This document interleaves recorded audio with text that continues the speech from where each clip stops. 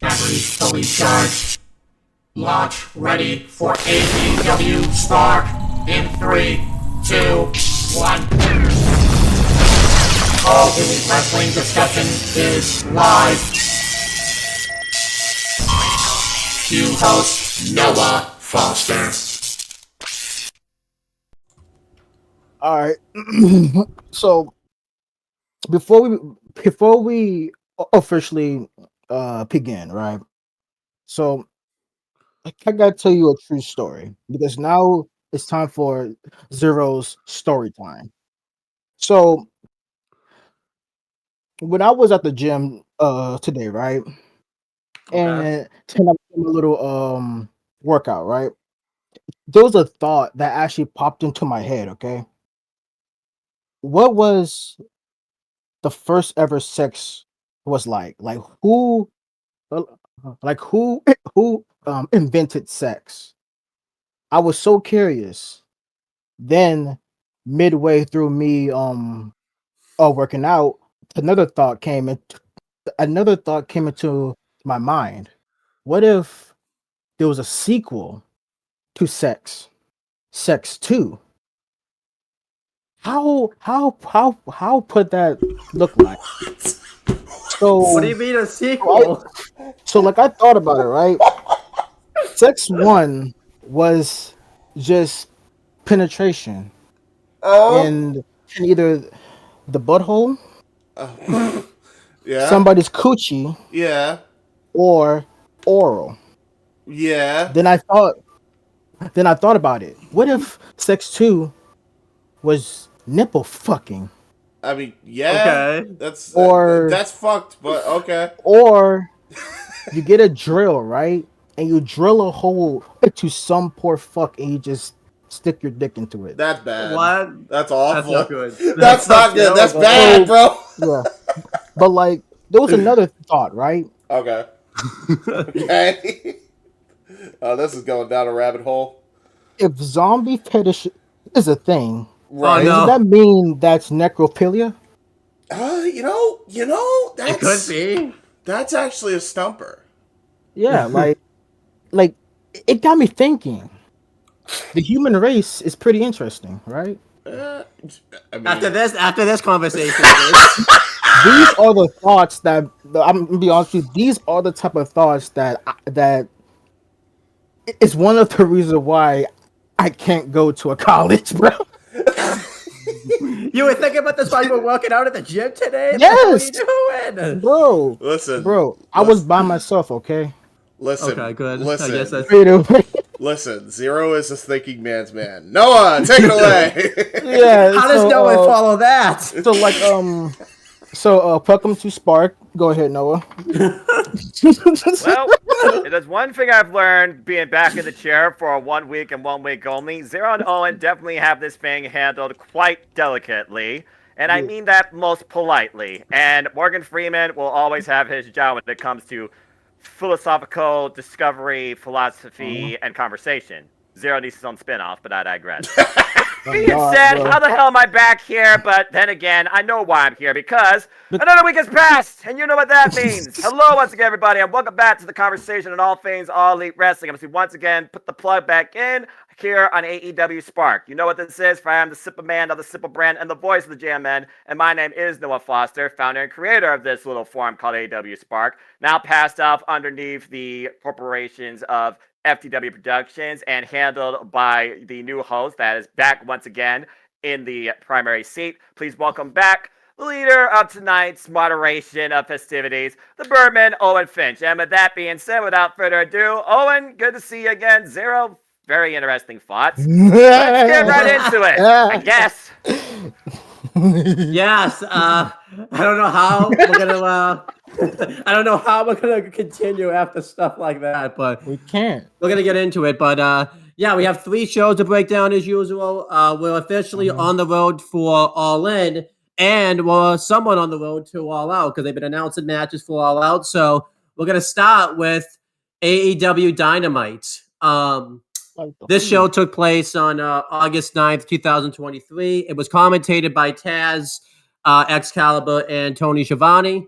And it kicked off with something that doesn't typically kick off in AEW Dynamite. It's very rare that this happens. It was a promo segment. And the Jericho Appreciation Society had their mandatory meeting. The rest of the members were already in the ring. They didn't really get much of an entrance. I can understand that, obviously, because of time. I don't think Jericho Appreciation Society has official theme song like Inner Circle did back in the back when those days were going on. So obviously they wanted to just cut the time and stuff, but they bring out Chris Jericho, and Chris Jericho comes out and he doesn't know it. He doesn't know what he's about to see. He's surprised, but he says that they called him out here to have this mandatory Jericho Appreciation Society meeting, and he talks about how when he started this group, it's meant the world to him. He talked about how Sammy Guevara and Jake Hager go way back, but eventually he just gets cut off. He says that they want their time to talk because they've listened to what he has to say, but now he's going to listen to what they have to say. And I believe it starts with Daniel Garcia. Daniel Garcia gets the mic, and he cuts a really good promo here. He talks about how for months he has basically done everything for Chris Jericho. He stabbed his heroes in the back. He's always taken Chris Jericho's side, and he basically gave up being a pro wrestler to become a sports entertainer, but yet Chris Jericho isn't doing the same for him. The example that he gave, obviously, was the previous episode when he took the win after being hit with a baseball bat versus helping his friend out. So then Daniel Garcia, he quits the Jericho Appreciation Society. He does his dance. And Zero, you want to dance for us? Because I know you like doing the dance. My gay ass socks on and everything, bro. But yeah, he does the dance, and he quits. He quits the Jericho Appreciation Society. Then it's time for Jake Hager to talk, and Jake Hager talks about how him and Jericho have known each other the longest out of this group, going back to their days in WWE and everything like that.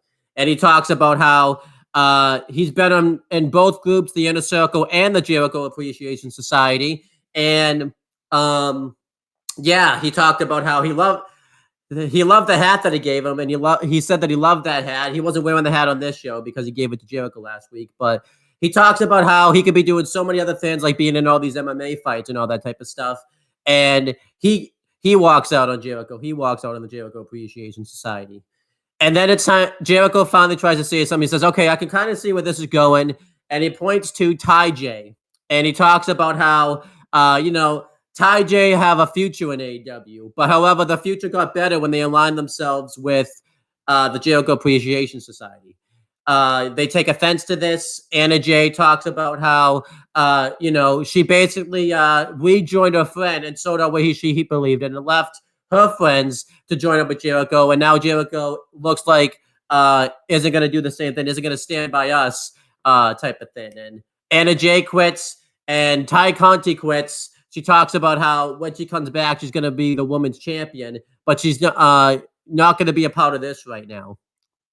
And then I think it's Kool-Aid And's turn to talk. And Kool-Aid And talks about how he's been really appreciative of what Jericho has done for his career. And he talks about how he made him look cool and all that type of stuff. But he just can't support what Jericho's doing right now. He leaves the Jericho Appreciation Society. He walks out.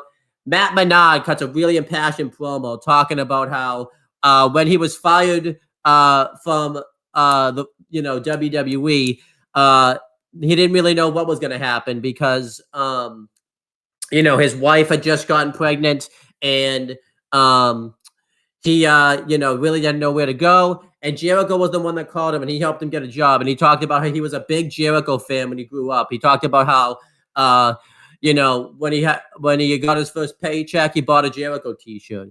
But now he's regretted never meeting his hero, Chris Jericho, and he feels like his hero's turned his back on him. So he walks out, And then it's down to Sammy Guevara and Chris Jericho. And obviously, this was the most anticipated part of it because Sammy Guevara, yes, he's been there since day one, like Jake Hager, but Sammy Guevara and Chris Jericho have been basically inseparable since joining AEW. And Sammy Guevara talks about how he has been appreciative for everything Jericho's done for him. He thinks that, he really helped him out in AEW, made him the person that he is today, and he's really taught him a lot. However, he talked about how he went from fighting for the world championship to fighting Jericho's battles again like he was before. And he talks about how, he's not walking out on Chris Jericho like everybody else is. But he says that if you need me, I'm just a phone call away. And I wouldn't really say he walks out. He more so kind of puts his arm onto Chris Jericho's shoulder and then he just kind of leaves. It's not like a walkout like everybody else did. So it looks like there's going to be something that comes from that. And everybody's perplexed. We don't really know what's happening here. And yeah, as of right now, it looks like the Jericho Appreciation Society, is finished. This segment was absolutely awesome. I thought it flowed very naturally, and I thought, everybody leaving and walking and out on Jericho made all the sense in the world. So I thought this segment was a couple of thumbs up. So Noah, big happenings in the Jericho Appreciation Society. What do you think of kind of what went down? Do you think, what do you think's going to happen with Sammy Guevara since he was the one that kind of had a big impact when he walked out? And where does kind of everyone from the Jericho Appreciation Society go now that looks like they're no more? Well, like any faction nowadays, you have to carry on a different way when this type of stuff happens. You have to be in this business for yourself. You can't always, ride alongside somebody else. And Jericho did make that point to a degree during this when he says that what I did is I groomed you for success. And ever since I've taken you under my tutelage, you can't deny I've brought you success.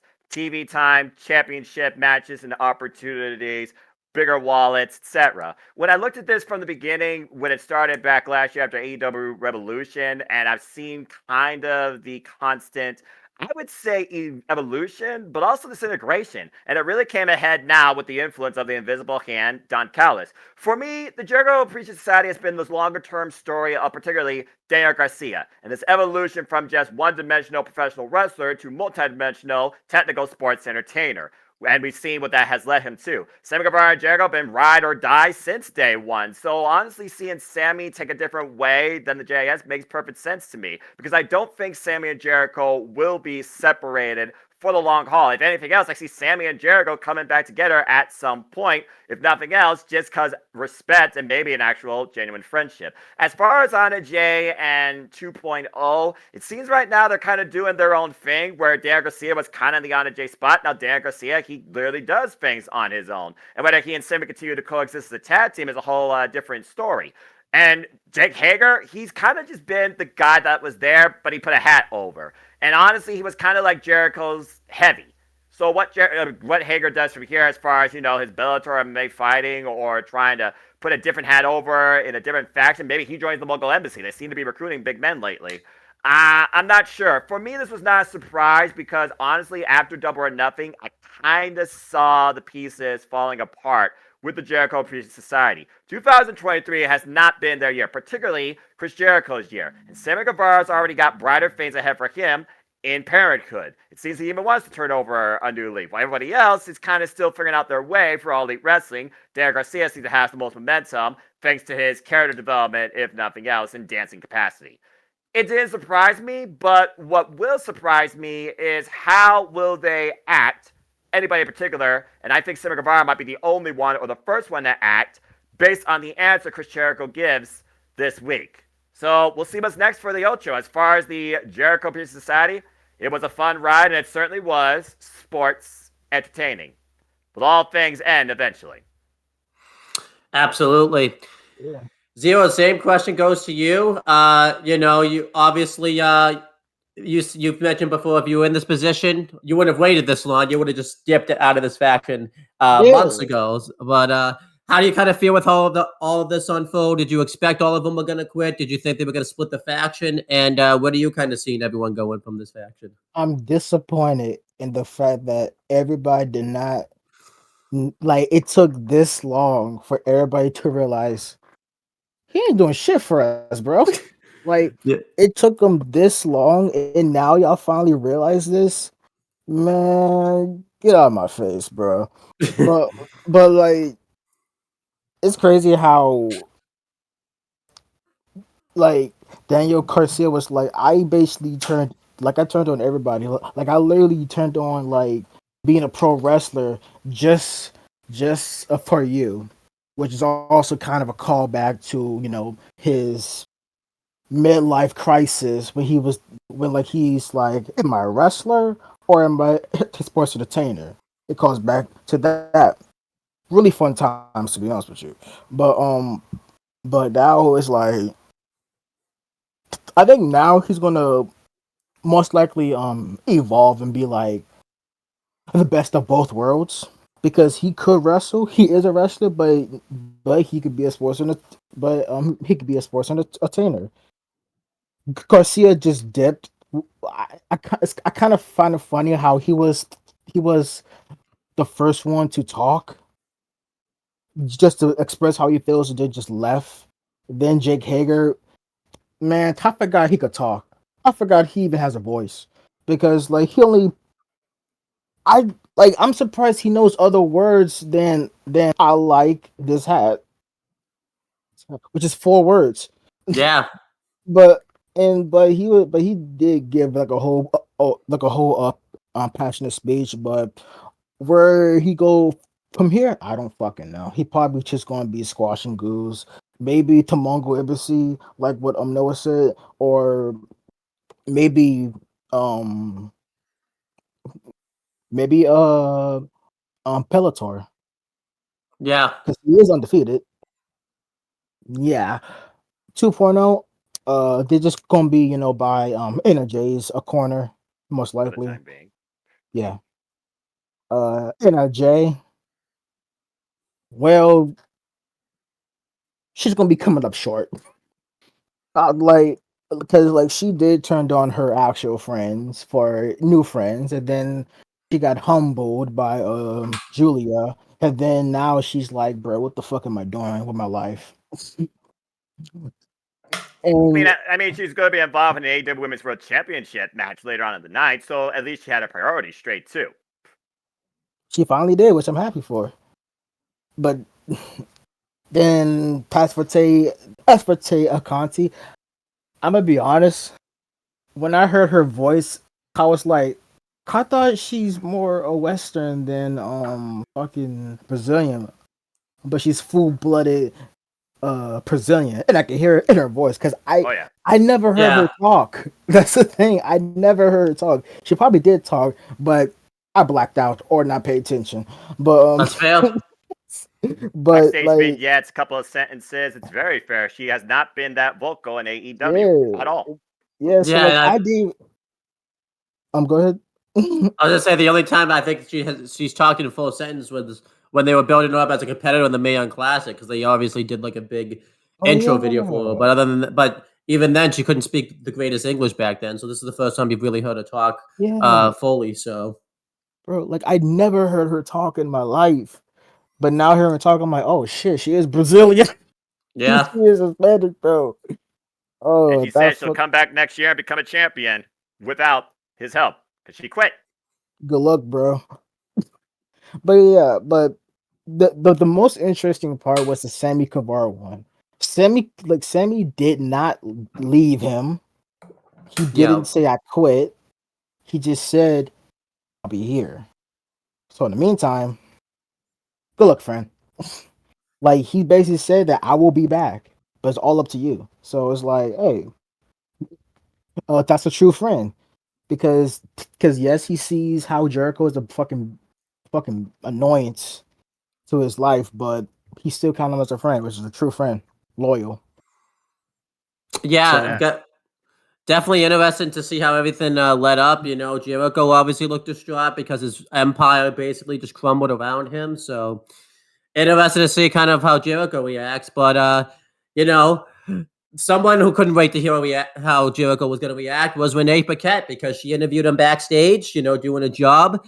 And Renee Paquette wanted to know what Jericho's reaction was, and Jericho really didn't know what to say, obviously, because it just happened. He needed time to process it.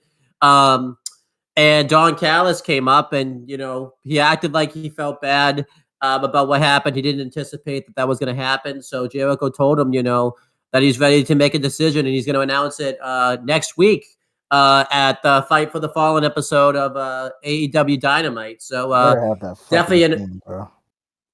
yeah, I agree. But yeah, definitely an interesting. I think by this point we didn't know it was Fight for the Fallen. They didn't announce that till Collision, but Right. yeah, Like, I know it's odd, but yeah, definitely an interesting circumstances. I'm interested to see what Jericho's decision will be. Definitely a good way to hook people to want to come back and watch it. The next week's episode. Yeah, what do you guys think of this backstage segment? Kind of quick right here. Brief, simple, to the point. We just saw basically the next chapter and what ultimately will be the saga right now of Chris Jericho's future in AEW and whether or not he will coexist with Don Callis. It's, again, the long-term story of everybody that has been in some capacity involved with the Jericho Appreciation Society. Chris Jericho at the forefront of it, and everyone's being affected by it. Whether it's a negative or positive way, that comes down to what's next. And we know one thing's for sure, one person will not be heavily involved with what's next, because she's pregnant. Definitely. Zero, what do you think about Jericho's backstage segment right here? Jericho looked so distraught. You can't blame him. His fashion just left him. He's alone. He literally has nobody now. He feels like basically he's been deserted. He literally was just standing there the whole time. He tried to speak, and they told him to shut up. He was just standing there the whole time, just watching the whole kingdom fall in real time. It's crazy. It's hilarious because on Instagram, Jericho posted a meme of him just in an empty room, standing, just distraught. Let me see if I can find it. That's so funny. I know exactly what he's talking about too. Yes. Yeah, I have to look for that later. W crew. That was the final episode of Fresh Prince of Bel-Air, The Empty Mansion.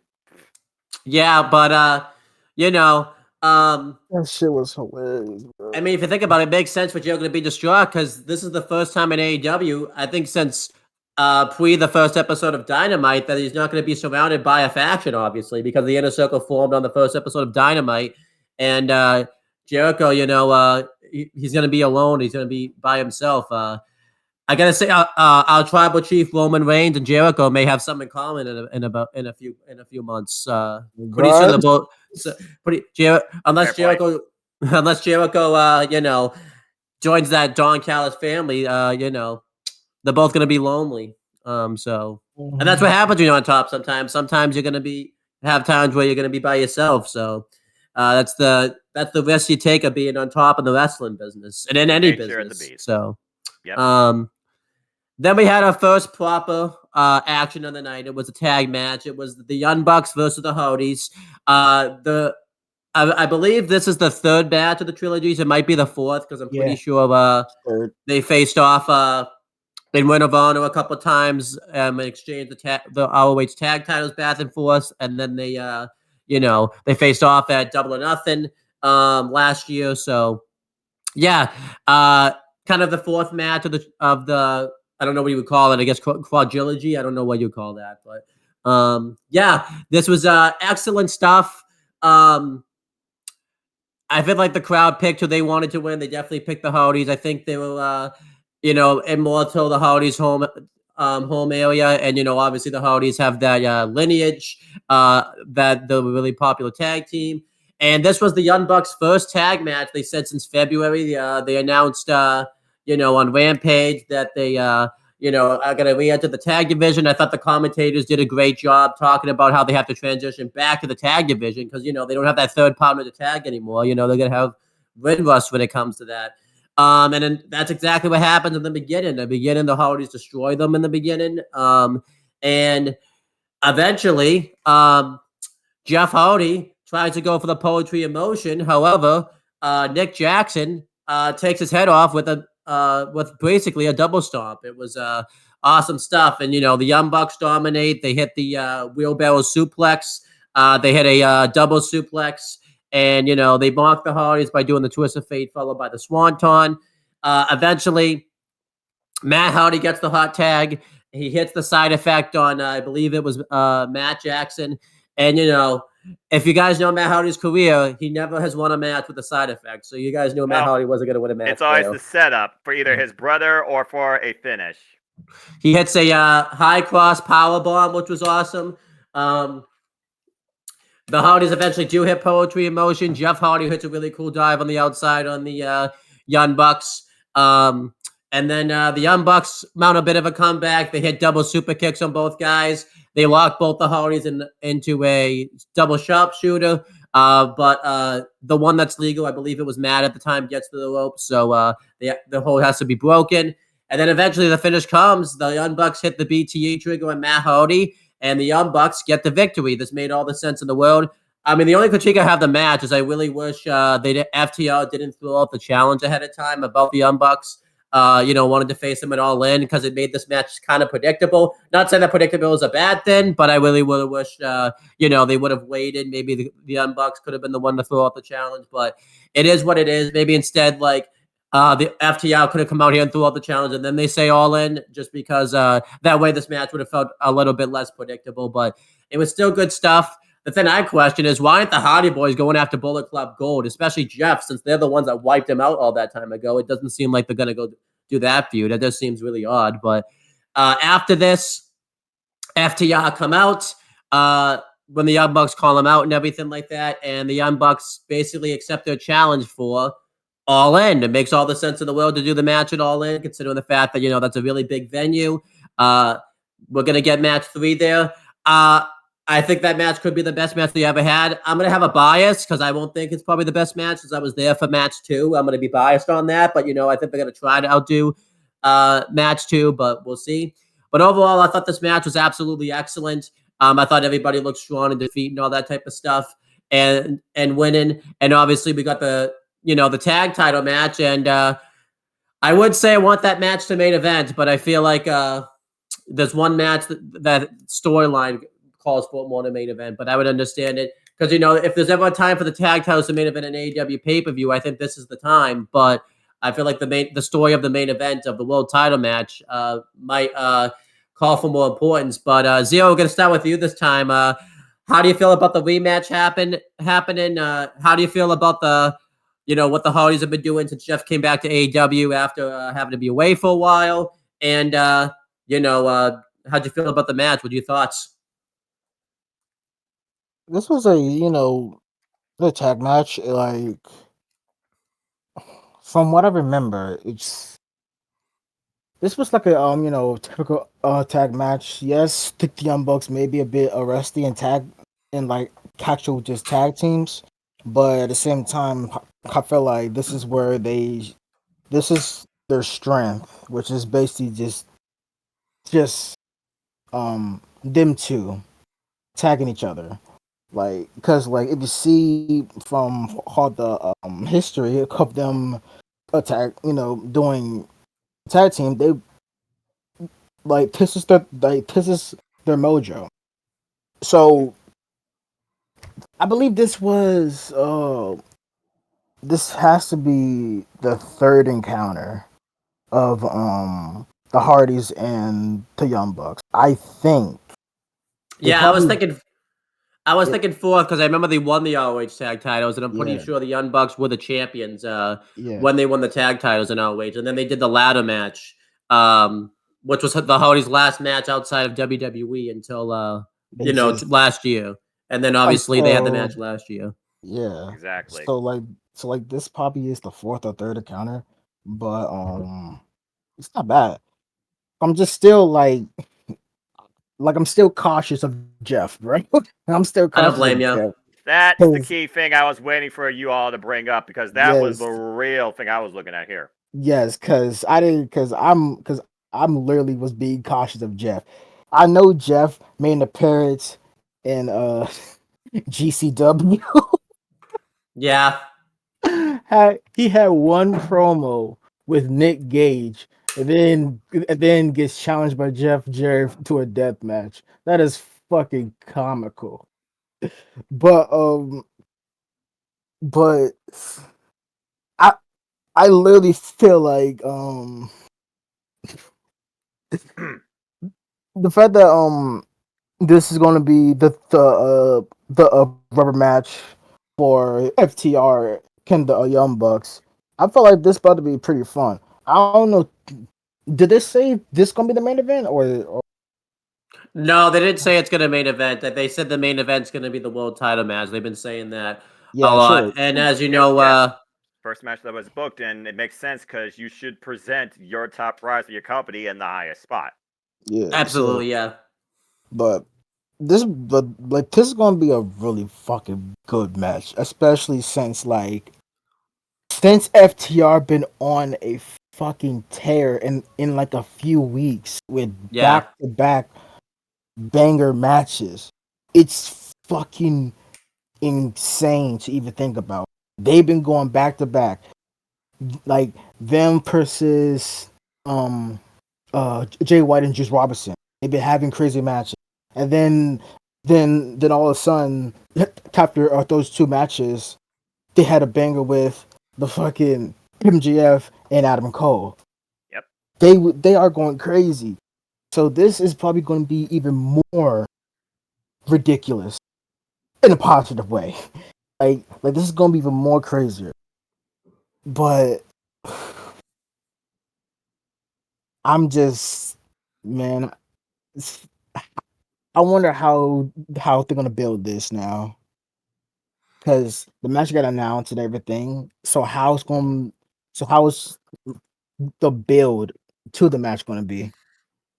Yeah, I agree. Especially to they may just use their history to build the match, because they have such a good deep history with each other that might be the build up. So yeah, to kind of talk about your thing about Jeff Hardy, it is worrying because if you remember, Jeff Hardy fell off the wagon after the Double or Nothing match they had last year because he was injured and all that type of stuff. So that kind of caused him to fall off the wagon again. I do hope Jeff Hardy ends up becoming okay out of this run. Let's hope AEW just didn't put him back too soon. But yeah, no. How did you feel about this match? And obviously, if you want to say anything about Jeff, you're more allowed to. And how do you feel too? Because they're both baby faces this time. The past two times they face each other, FTR with the heels in the first match, and the Young Bucks with the heels in the second match. So this time they're both baby faces. How do you think that would add a different dynamic to the match? When you consider that the scope of this show is not necessarily about every match being heel versus face dynamic, but elevating the presence of All Elite Wrestling and professional wrestling to a starving continent. And by the way, congratulations to AEW and Wembley Stadium. 80,000 has passed. Congrats to them. Again, the biggest show in wrestling history, however you want to marquee or market it, it is what it is. As far as this goes, again, my biggest thing was Jeff Hardy. Can he still perform in the tag team capacity that we expect from the Hardys, that we've called for a better part of this generation, one of the best, not the best, brand tag teams ever. Definitely the most influential ones, one of the most influential ones. And I was glad to see that Jeff Hardy was in strong form. To answer your follow-up, by the way, with your thoughts on what number it is as far as regular stuff goes, there have been multiple encounters with these two brand teams. But as far as regular and AEW, that tag match was their fourth. There you go. Yeah, I got it.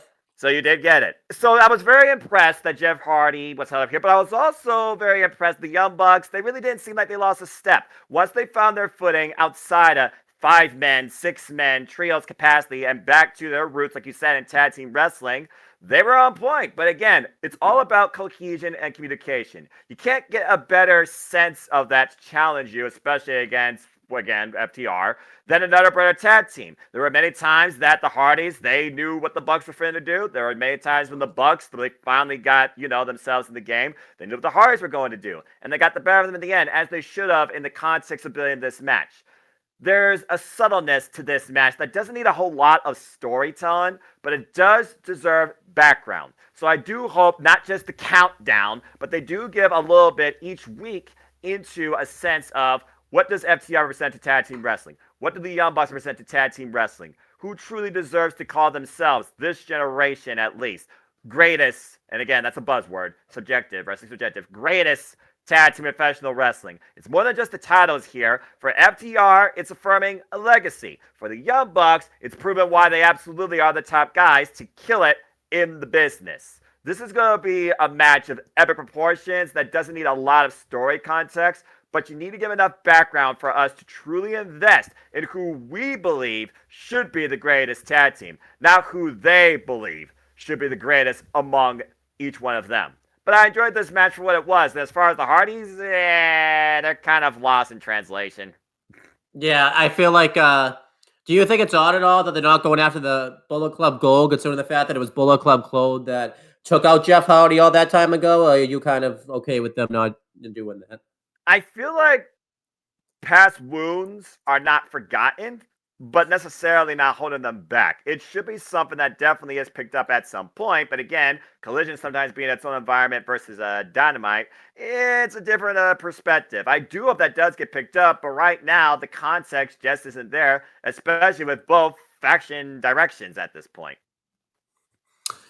All right, I'm going to break these 3 segments down into one thing because, they're all kind of fairly short segments, except maybe the one in the middle, but they announced they're going to do this women's 4-way match. They're going to do a tournament to consider who gets into this women's 4-way match. We find out that match is going to be an all out. I'm sorry, all in. I'm going to do that a lot because it's all right.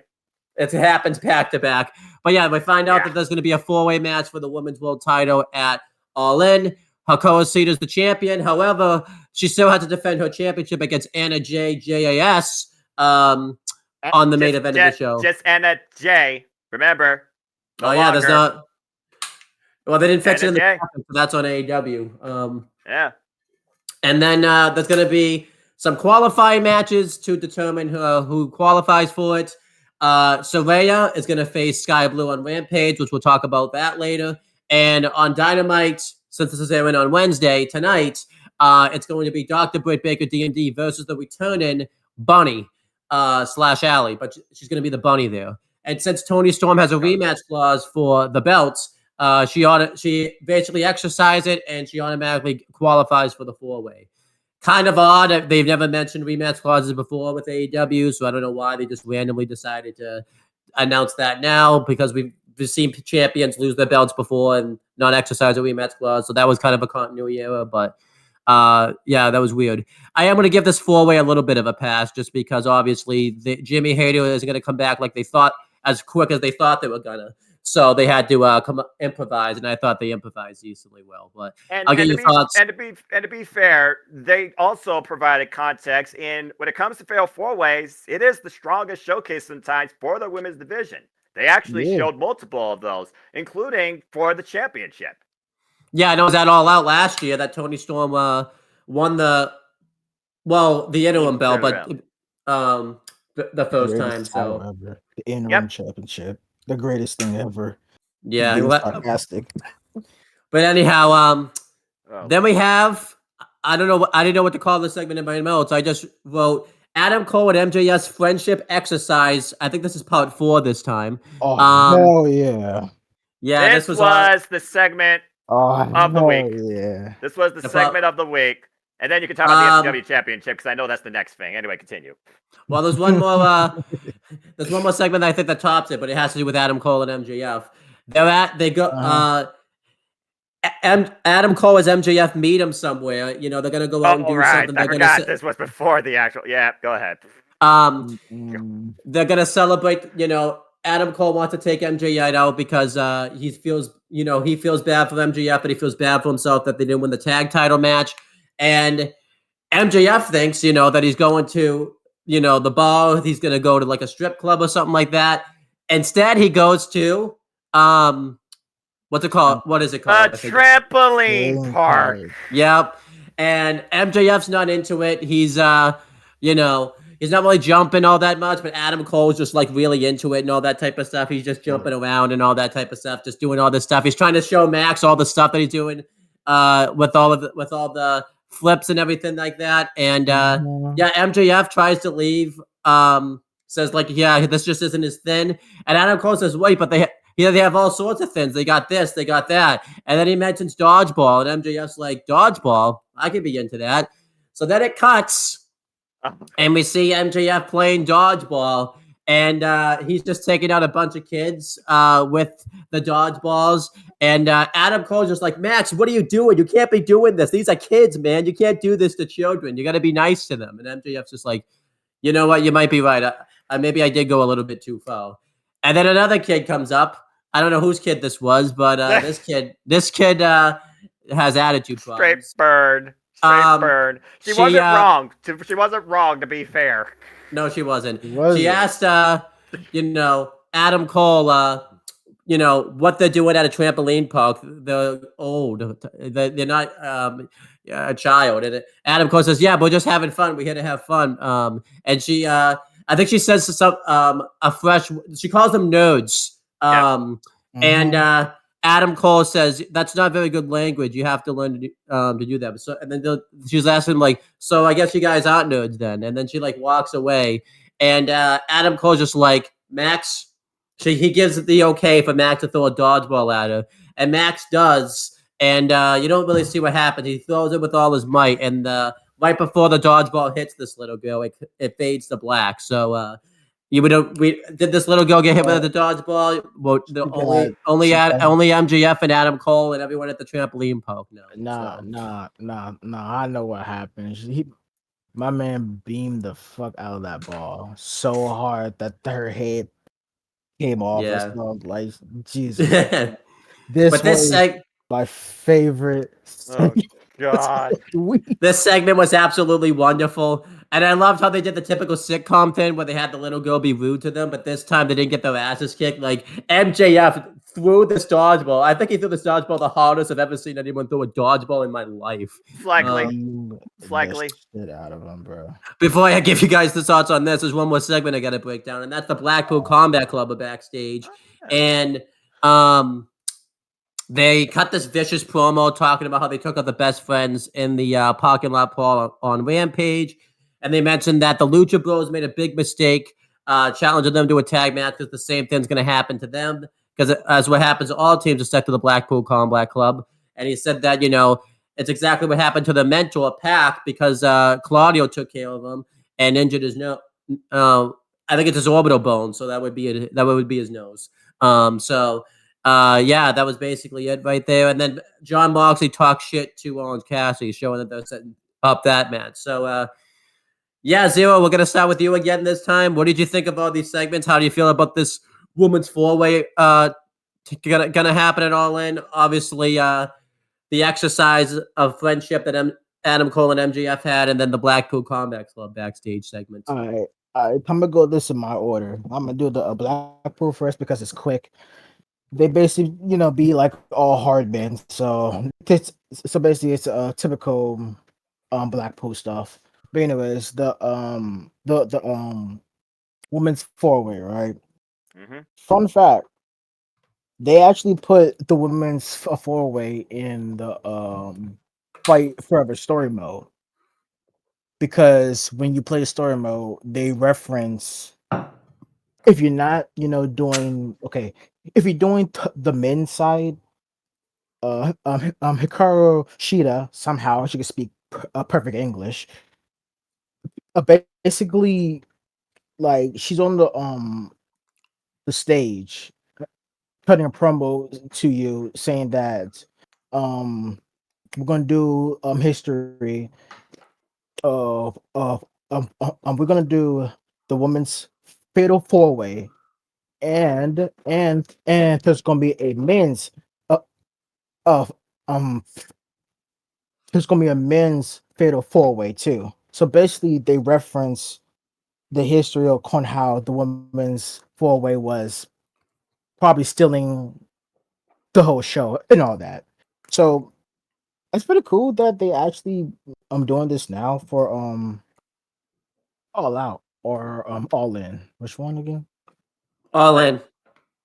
We go all in first, then we go all out. That's the way, But they bouncing off, different shows, which is crazy. Yeah, that is true.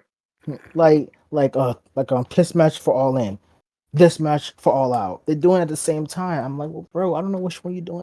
At least for All Out, the only match they're bouncing is mostly particularly concerning one individual, and that's Darby Allin, and that's the only match they booked for that pay-per-view. Yeah. You Till we know, get to the speaking of sequels of sex, I just wanted to put this out there. I can't Oh. wait for their sequence for All In and All Out. You know, Uh, halfway in and halfway out. no, no. not in, not out. Okay, Not this in, isn't my not out. this isn't my show. This isn't my show, but I'm just gonna say it right now because I'm here. Not Dude, in. James, you freaking idiot! Ding! There it is. I don't blame you. We need to get a I would've shirt for said this- that. We need to get a shirt for that at some point. by Stop the way. trying to market me. No, not just me. Hey, it's not just you. It's me too. Dadgummit. Hey, but Anyway, like, Continue, Zero. oh, but okay. So the women's fall weight. It's crazy how they never really they they never do anything with their rematch clauses, but now they just want to because they just realized that, oh shoot, we probably need to fit the champion into this. Well, the former champion, because she just lost her belt. So No, you it's know the what? opposite. Tony Storm just lost a belt. That's what I said. Yeah, he The said former she, not champion. Cheetah, not Oh, Cheetah okay. Owen. Yeah, Gosh. yeah. Continue. So like they had to fit her in, so champions rematch clause. But the way they do it, this like the little tournament thing, because who doesn't like a good tournament? But but this is probably makeshift as a motherfucker.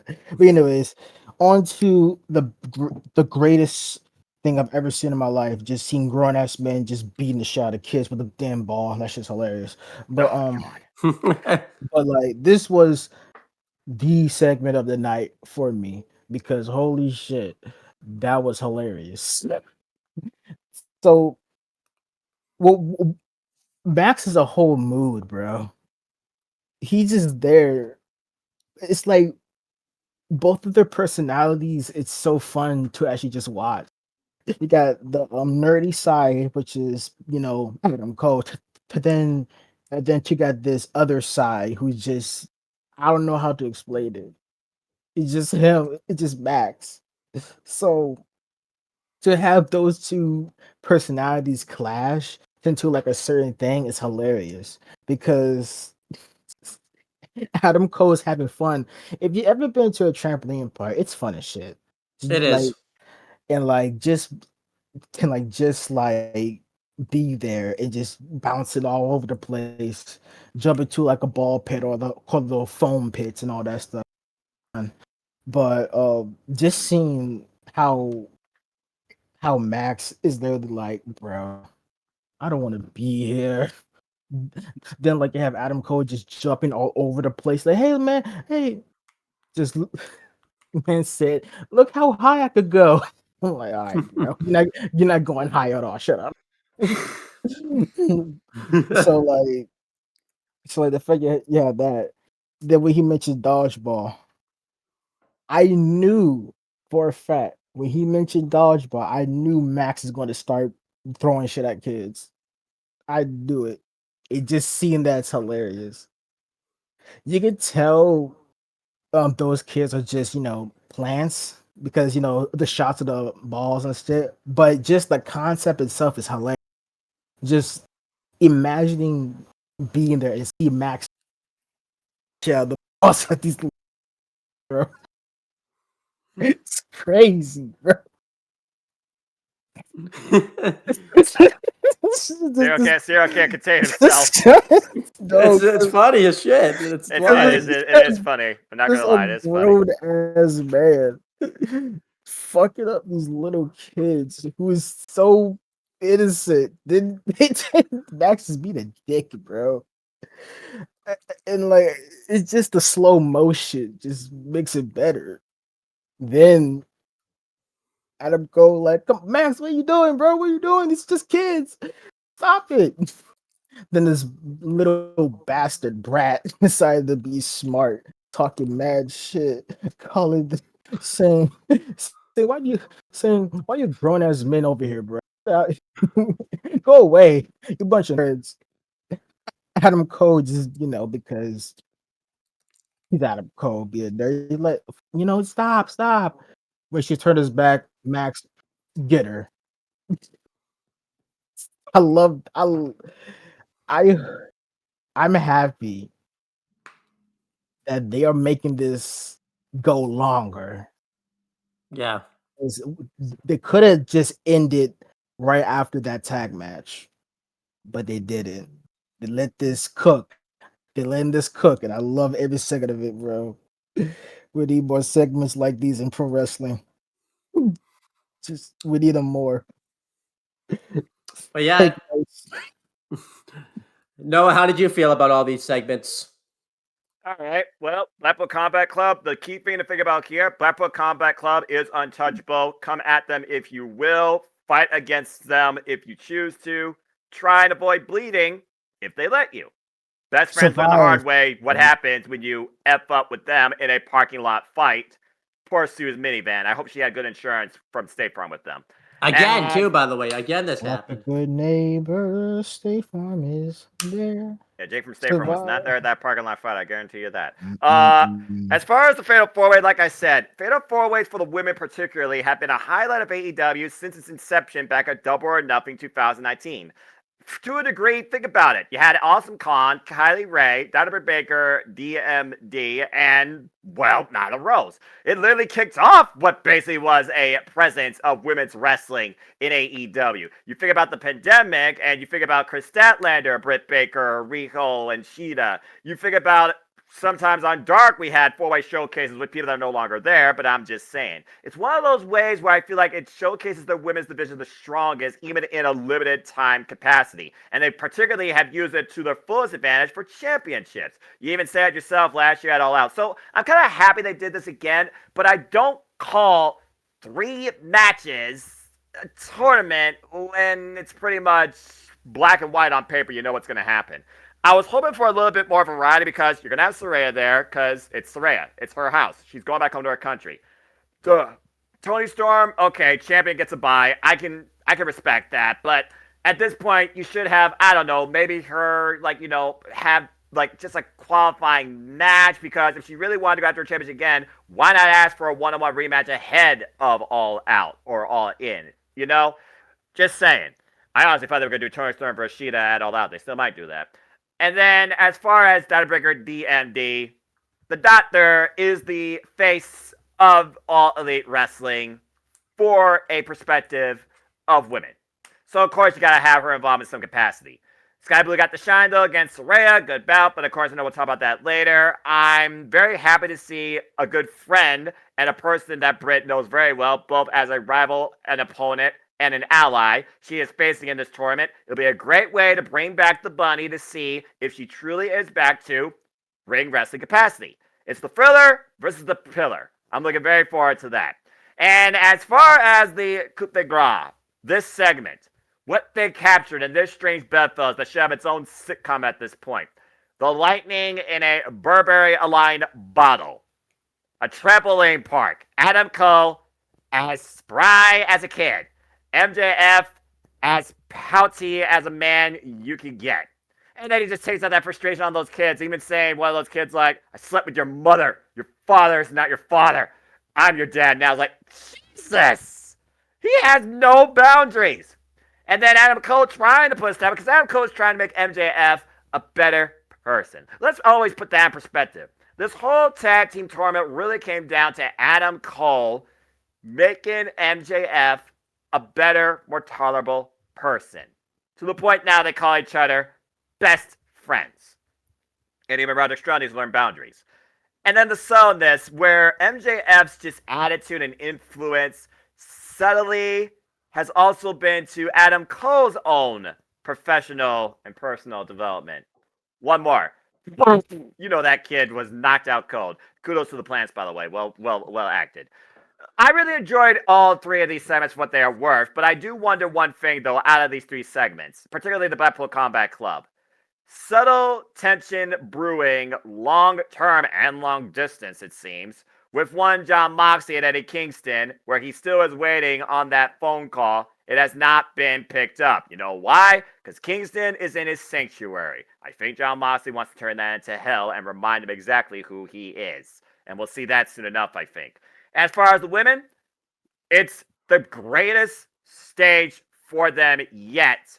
And I know for a fact that at least a couple of these women in this match have never wrestled on a stage of this capacity. It's going to be something very special, but very daunting. Because now, like always, put up or shut up. Show out. Show us what women's wrestling is all about. I say it all the time. WWE has a great quantity of talent. They just don't know how to handle the quality of it. AEW has tremendous quality and potential. They just don't have enough for it, the quantity. And then Impact Wrestling is still the leaders of the entire Western front when it comes to women's professional wrestling. That's not named Stardom, that's across the ocean.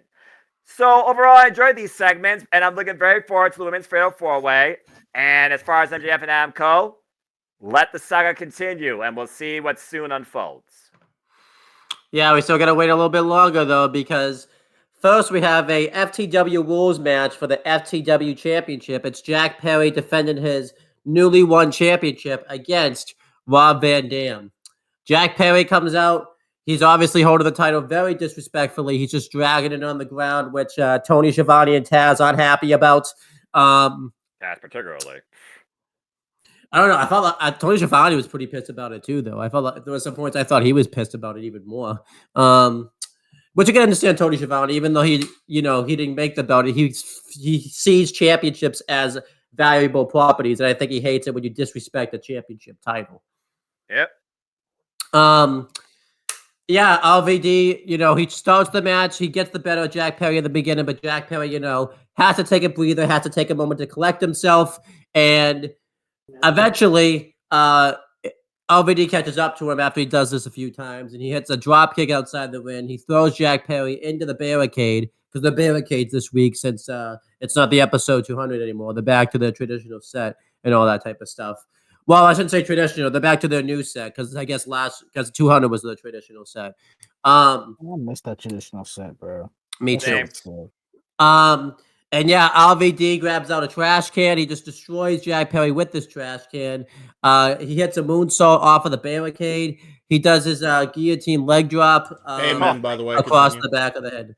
I knew James was going to react to that. Yeah. And eventually Jack Perry gets the advantage. He wears out LVD with a steel chair. He hits a DDT onto the chair, but he doesn't get the victory.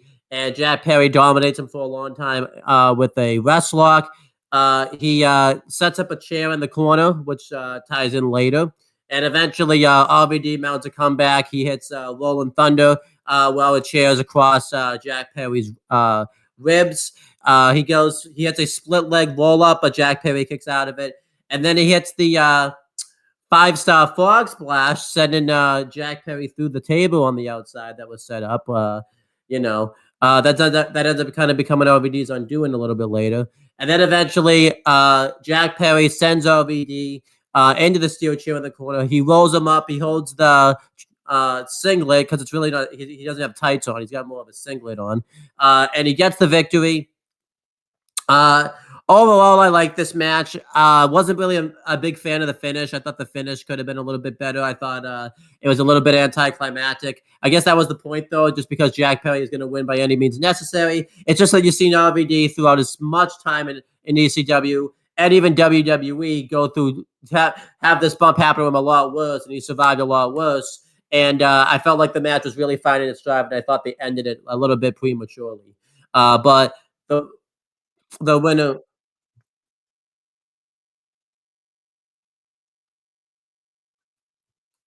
Shut up, James. You didn't say frog splash, right? You got to say, when Van Dam enters the ring, 5-star frog splash. There you go. All right, producer man. This isn't TNA, but I think he understands what you're saying. Bro, Yeah. last episode we was going crazy. I'm not good at impressions, so that's why I don't do that stuff. So I'm sure y'all were. I mean, again, it's Rob Van Dam, and he still got it. Never lost it. Me and James was going crazy last week. I don't blame you. But yeah, Noah, how did you feel about this FTW championship match? How do you think Jack Perry's carrying himself as a champion? How do you think RVD looked in his first match back, I think, since 2020 during his Impact days. And did you like the finish of the match, or were you okay with, or did you hate it? I mean, the match was what it was. It's FTW, it's ECW in 2023. Let's call it what it is. For a title's name officially recognized by AEW, even Jack Perry makes that known in his character demeanor and the way that he actually holds the title and uses it to his advantage. Although this time he had to use a low blow and then that cradle, like you said, while holding the trunks, after Ollie Everett came sprinting down when the referee took a bump, Bryce Rensburg, and Aubrey was not there in time to make the count. Otherwise, RVD would be FTW champion. I do wonder what that would have meant. As far as Jack Perry and this whole demeanor character where he gives 0 Fs, but if I can't be an official champion at AEW, then I'm going to hold this just to make everybody else know that, hey, I am a champion. I'm just not your champion. And screw a bygone era because ECW absolutely sucked. That's the whole mentality right now with Jack Perry's character. So taking on a former multiple-time ECW heavyweight champion, a mainstay of that brand, in front of Taz, who definitely was, I think we all can agree, was very biased during this match, and rightfully so. I thought it was a good presentation. Because with Jack Perry nowadays, it's a presentation. That's why he comes out with the friggin' Fifth Symphony, because all he wants to do is be the lead actor in a drama, not a, trash can spectacle. He won by any means necessary with as little work as possible. So the match was okay for what it was worth. But I do hope this is not the last time we see Rob Van Dam in any capacity under All Elite Wrestling, because he never lost it, and I want to see more of it. We'll see who's next from ECW's past or present to challenge Jack Perry for this title, or where the Cook may be sent again. Nah, Kick Cash. Yeah, please. I wonder who really they can bring up from ECW's past, because a lot of those people, are kind of out of shape a little bit now. A few people I can name, like Zero just said, Kid Cash. Since Super Crazy is still going, they can put him back. If they can find a way to work something out with Impact, they can put. It's still crazy though. Yeah, it's crazy though. It's super crazy still. Yep. That old. Yeah, Mike's cutting in and out, but we got the gist of what you were saying though. He So is in fact doing the wrestle. Yes. Yes, He is in fact doing the wrestle. Wow. Yeah, but that's a simple way of saying it. Continue. But yeah, be interested to see who they get in.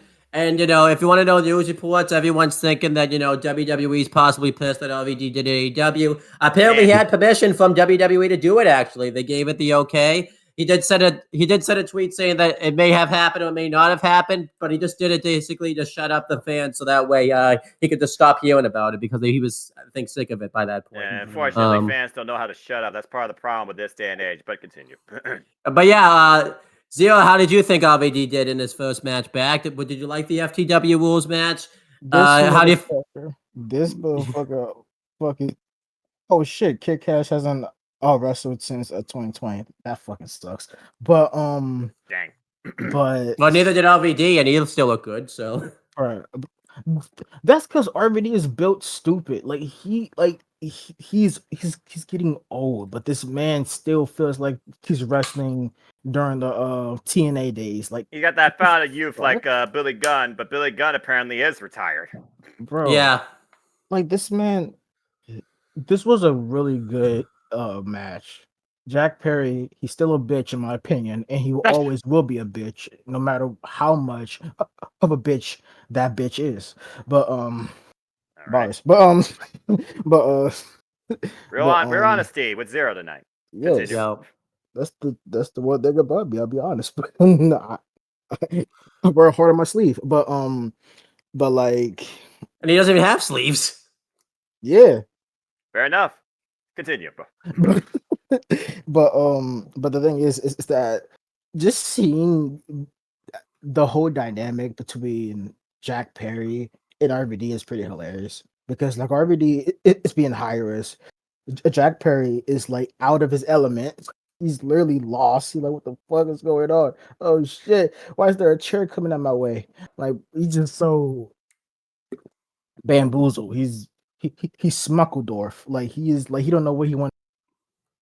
And that's what's hilarious, because that's basically how you're gonna react if you're a dickhead and you got yourself into a match against the ECW wrestler holding a former ECW property, which is holding by Taz. Yep. So, yeah, you about to get ECW in general. So this was a really good match. One of the funniest spots I've ever seen in my life, which was so perfect timing, is when I think either Jack or Robert them threw a chair and they bounced on the ropes and it stayed on the ropes like Yes. unfolded. Yes, a perfect landing. That was crazy. I was like, bro. I have to interject here because you can notice as well. Van Dam and Jack looked at that chair. It's like, oh man, we're never gonna get another opportunity to do a spot there, and they Right. really wanted to do something. You could tell like the wheels were Right. turning, and they wanted to was do like- something there, but they couldn't. They're like, what the Oh. fuck do we do here? Because it was like so last minute and out of the blue. They're like, just You can screw it, see whatever. like you can see the dot like Yeah, coming off loading, the heads. loading, Yeah, loading, loading. ellipses all day in both Yeah, heads. I'm like, bro, what Oh the my fuck? god. I was like, yo. Yeah. Even the commentators was like, bro, what? Yeah, exactly. Yeah, The they That was were, yeah. chair crazy. stick the landing. The chair perfectly seated. Yeah, 10 out of Bro. 10 for that chair. Sean Spears would be proud. Bro, Chairman approved. yeah. But like, bro, Oh gosh. that was the craziest thing I've ever seen. But it's Same. still crazy to see how fucking RVD, the fucking barricade spot, the damn rolling, the damn the rolling thunder, the fucking Yep. All the classics, all the greatest hits, all classics, Rapid Dance greatest yes. hits. It's insane.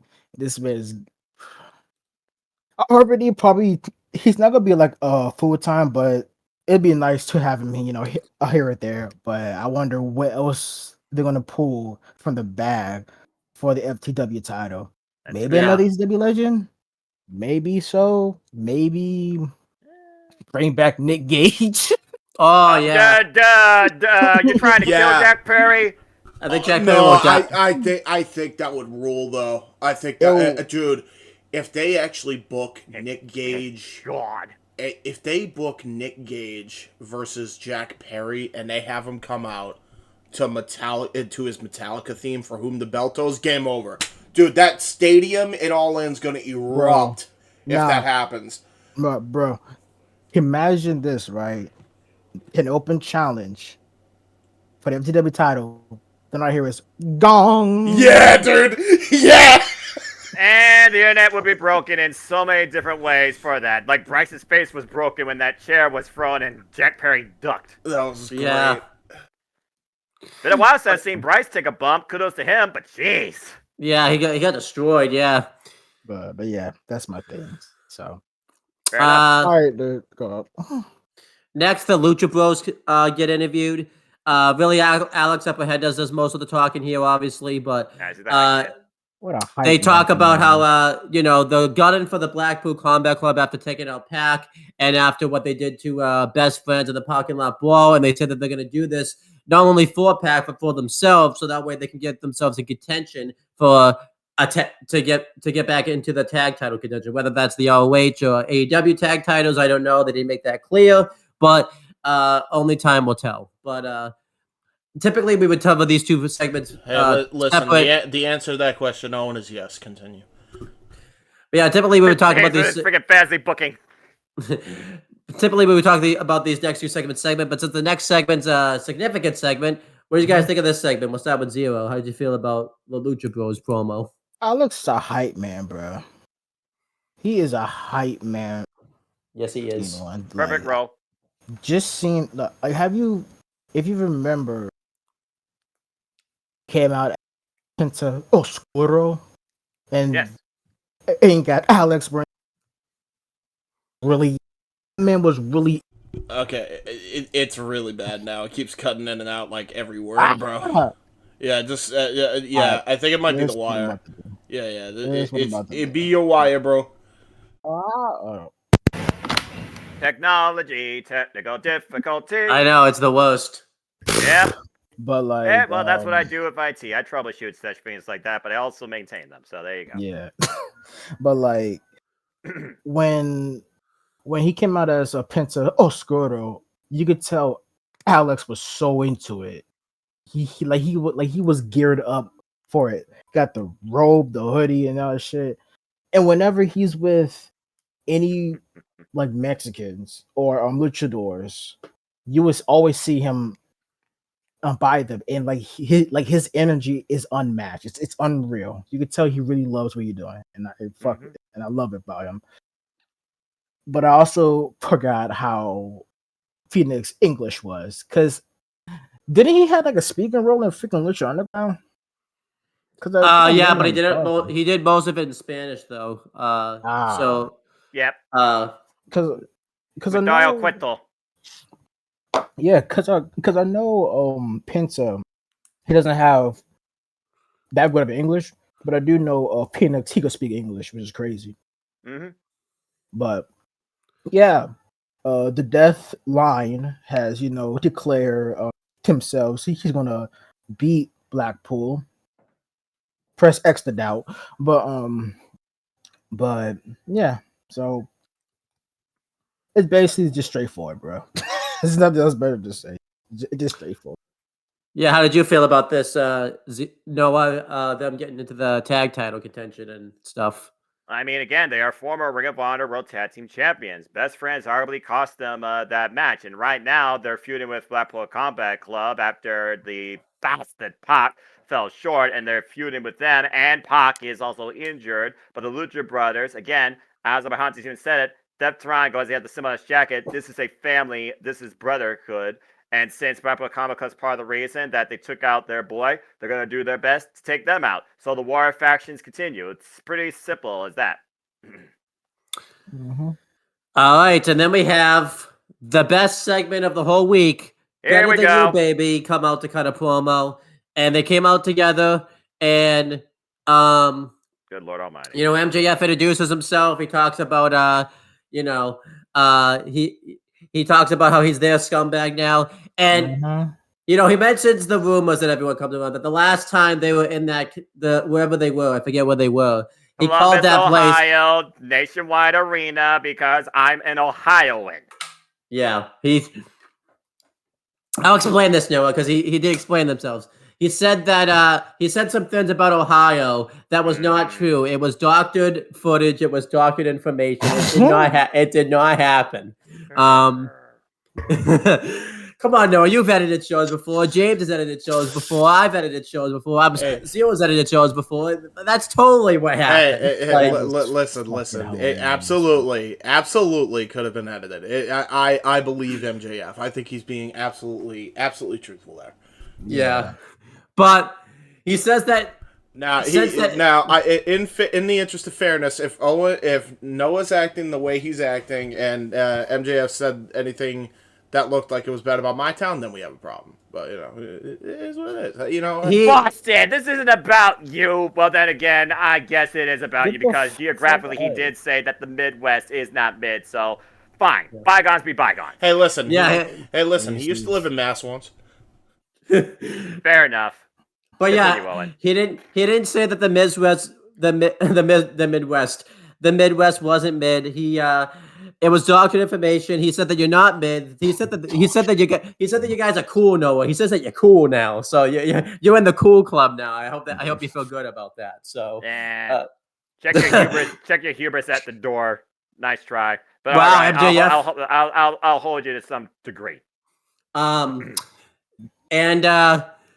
Adam Cole talked about how he wants to talk to MJF about All Out. And MJF, he took this the wrong way. He thought at first they wanted to do a promo battle. So MJF just starts insulting Adam Cole. He called the dude cocaine. He called him cocaine. He called Adam Cole cocaine. He's saying that he's just as big as the white stuff. Not only even cocaine, Owen. Cocaine that Hogan would have snorted in the 80s. Dude, no filter at all, bro. Holy shit. Jesus. Yeah, this was awesome. And then, Adam Cole said, MJF, no, Max, I wanted to talk about something else about Owen. I didn't want to have a promo battle. And at first, MJF looks all guilty and said, my bad. That was my bad. I mistook that. That's my freaking R-Truth. He said that that was his ADHD kicking in. He didn't take that the right way. He said his bad. It was his bad. And Adam Cole wanted to talk to MJF because, he says that they're going to have, the main event match at All In, and he's going to win the world title. And MJF says, debatable. But Adam Cole wants to do something else at All In. He wants to make history because he talks about Win of Honor and how much of that promotion meant to him and how much it got him noticed in the wrestling, industry and all that type of stuff. And he talks about how he wants to do something that he's never done before, and that's win the ROH World Tag Team titles with a good friend of his. And he said that he wants to do that with MJF, and he wants to do that on 0 Hour. MJF is like, yeah, but it does take a lot of convincing for me to even wrestle, once a night. Now you want me to wrestle 2 matches? And Adam Cole's goaded him into it. The fans are goaded him into it. And MJF is just like, typically I don't give into these tropes, but let's do it. And MJF does it. They shake hands. They hug. But that goddamn Roderick Strong has to come out and ruin everything. And he tells Adam, he says, screw you to Adam. He's upset with Adam that, he's going to win the tag team titles with him instead of his best friend. He talks about how, he hasn't been treating Roderick Strong like a friend anymore. He said that, he thinks that Adam Cole doesn't even think he wants to be his friend anymore. And he said that maybe they're right. Maybe you have to associate myself with real friends. And then MJF insults him and basically calls Roderick Strong, saying that he should stay in his basement and just jerk off pretty much to the pay-per-view and all that type of stuff. He didn't say that. He wants him to go cry into his Hello Kitty pillow, put on his headphones, and listen to some Taylor Swift because he wants him to shake it off, you bland bitch. That was that was basically his Lawnwood version of saying "fuck the Steve-O car." Thank you, James. James, accurate. James, I can't believe join in the 4-man booth now. No, I'm just joining them for this. I actually didn't watch Collision, so I don't have much to offer. Unfortunately, I haven't gotten a chance yet. But too busy. That's fair. Continue. I can't believe it though. MJF got a fucking Taylor Swift song over in a wrestling win. Like, that was fucking crazy. God. And Roderick Strong's just asking Adam Cole, are you gonna really let him talk to me that way? And then Roderick Strong says, I guess you're right. Maybe you really weren't my friend after all. You do leave your friends behind.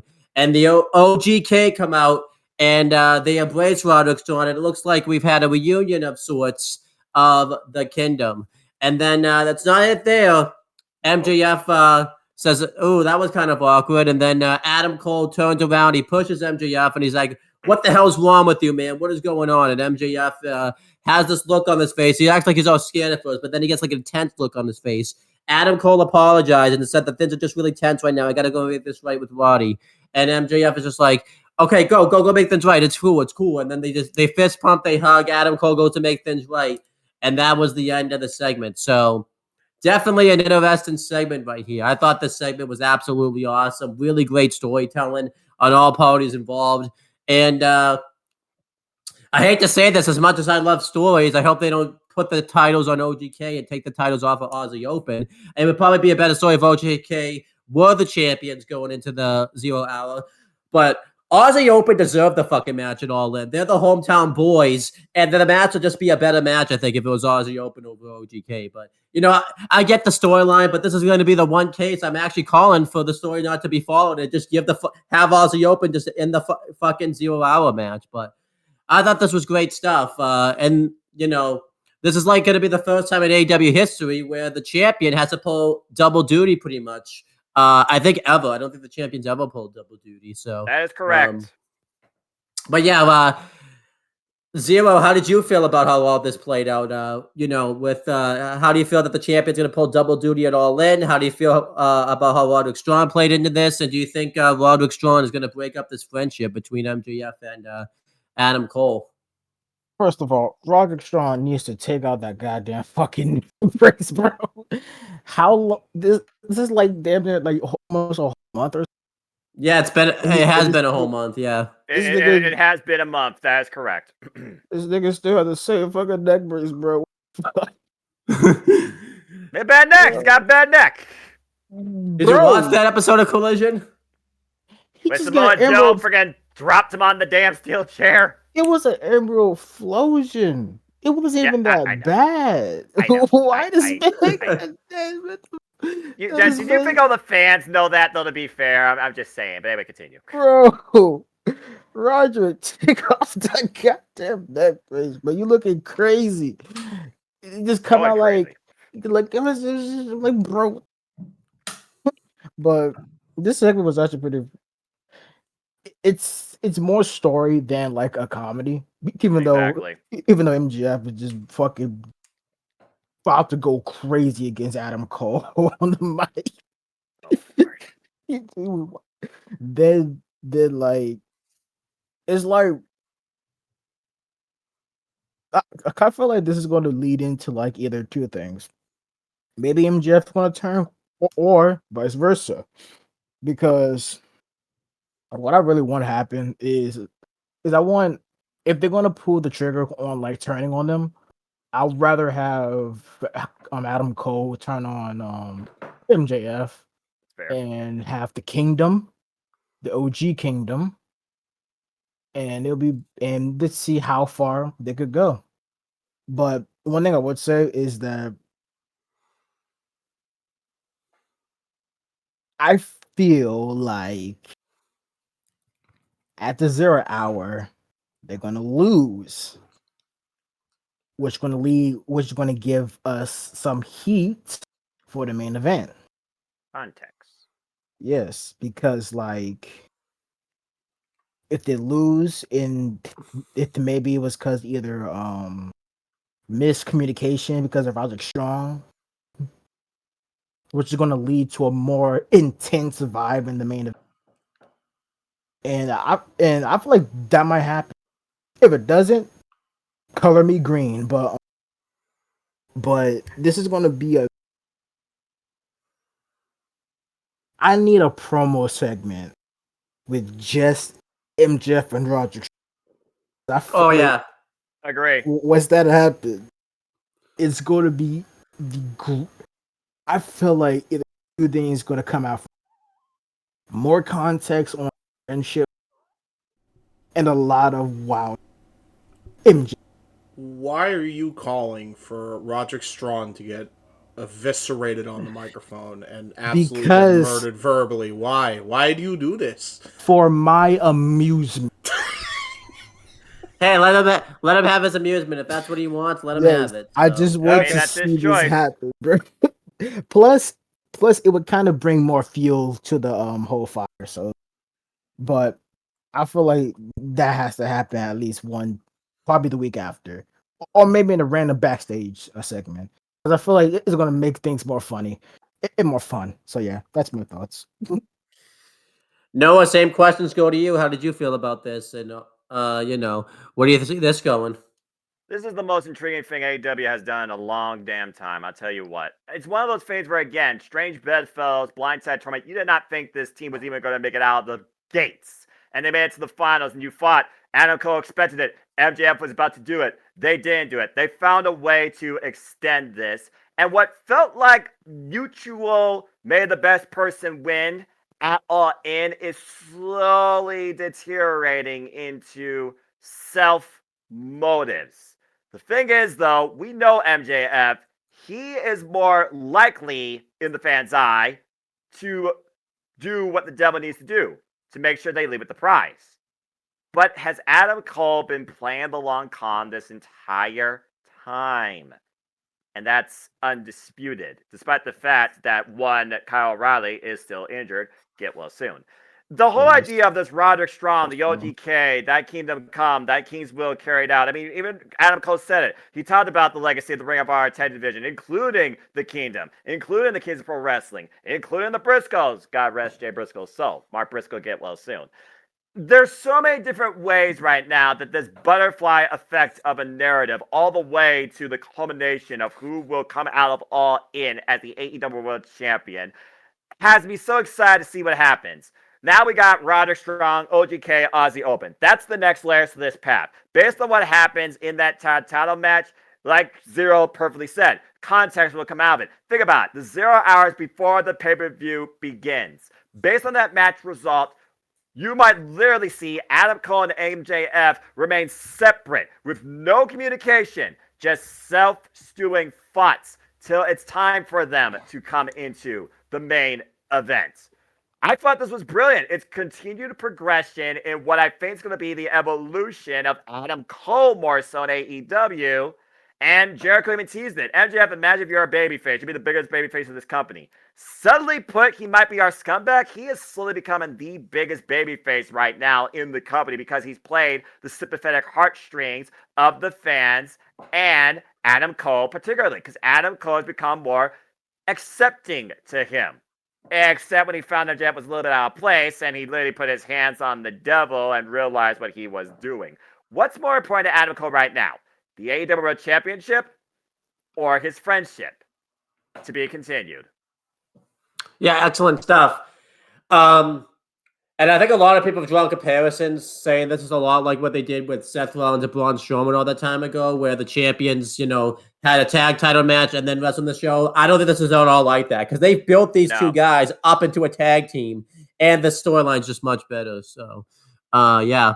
And, as you mentioned too, that Adam Cole, by the way, has been known to turn his back on people. Look how the Undisputed Era crumbled at NXT towards the end of the Black and Gold era. So, Adam Cole very well could be the one to turn heel on MJF. That's not out of the rules of possibility or realms of possibility. So, all right, continuing. And since we're talking about tag teams and ROH tag champions, speaking of that, we have 3/4 of former ROH tag team champions here with John Moxley and Claudio Castagnoli versus the Lucha Bros. Obviously, 3/4 being the Lucha Bros, and obviously Claudio Castagnoli at one time was an ROH tag team champion. So John Moxley's the odd man out there.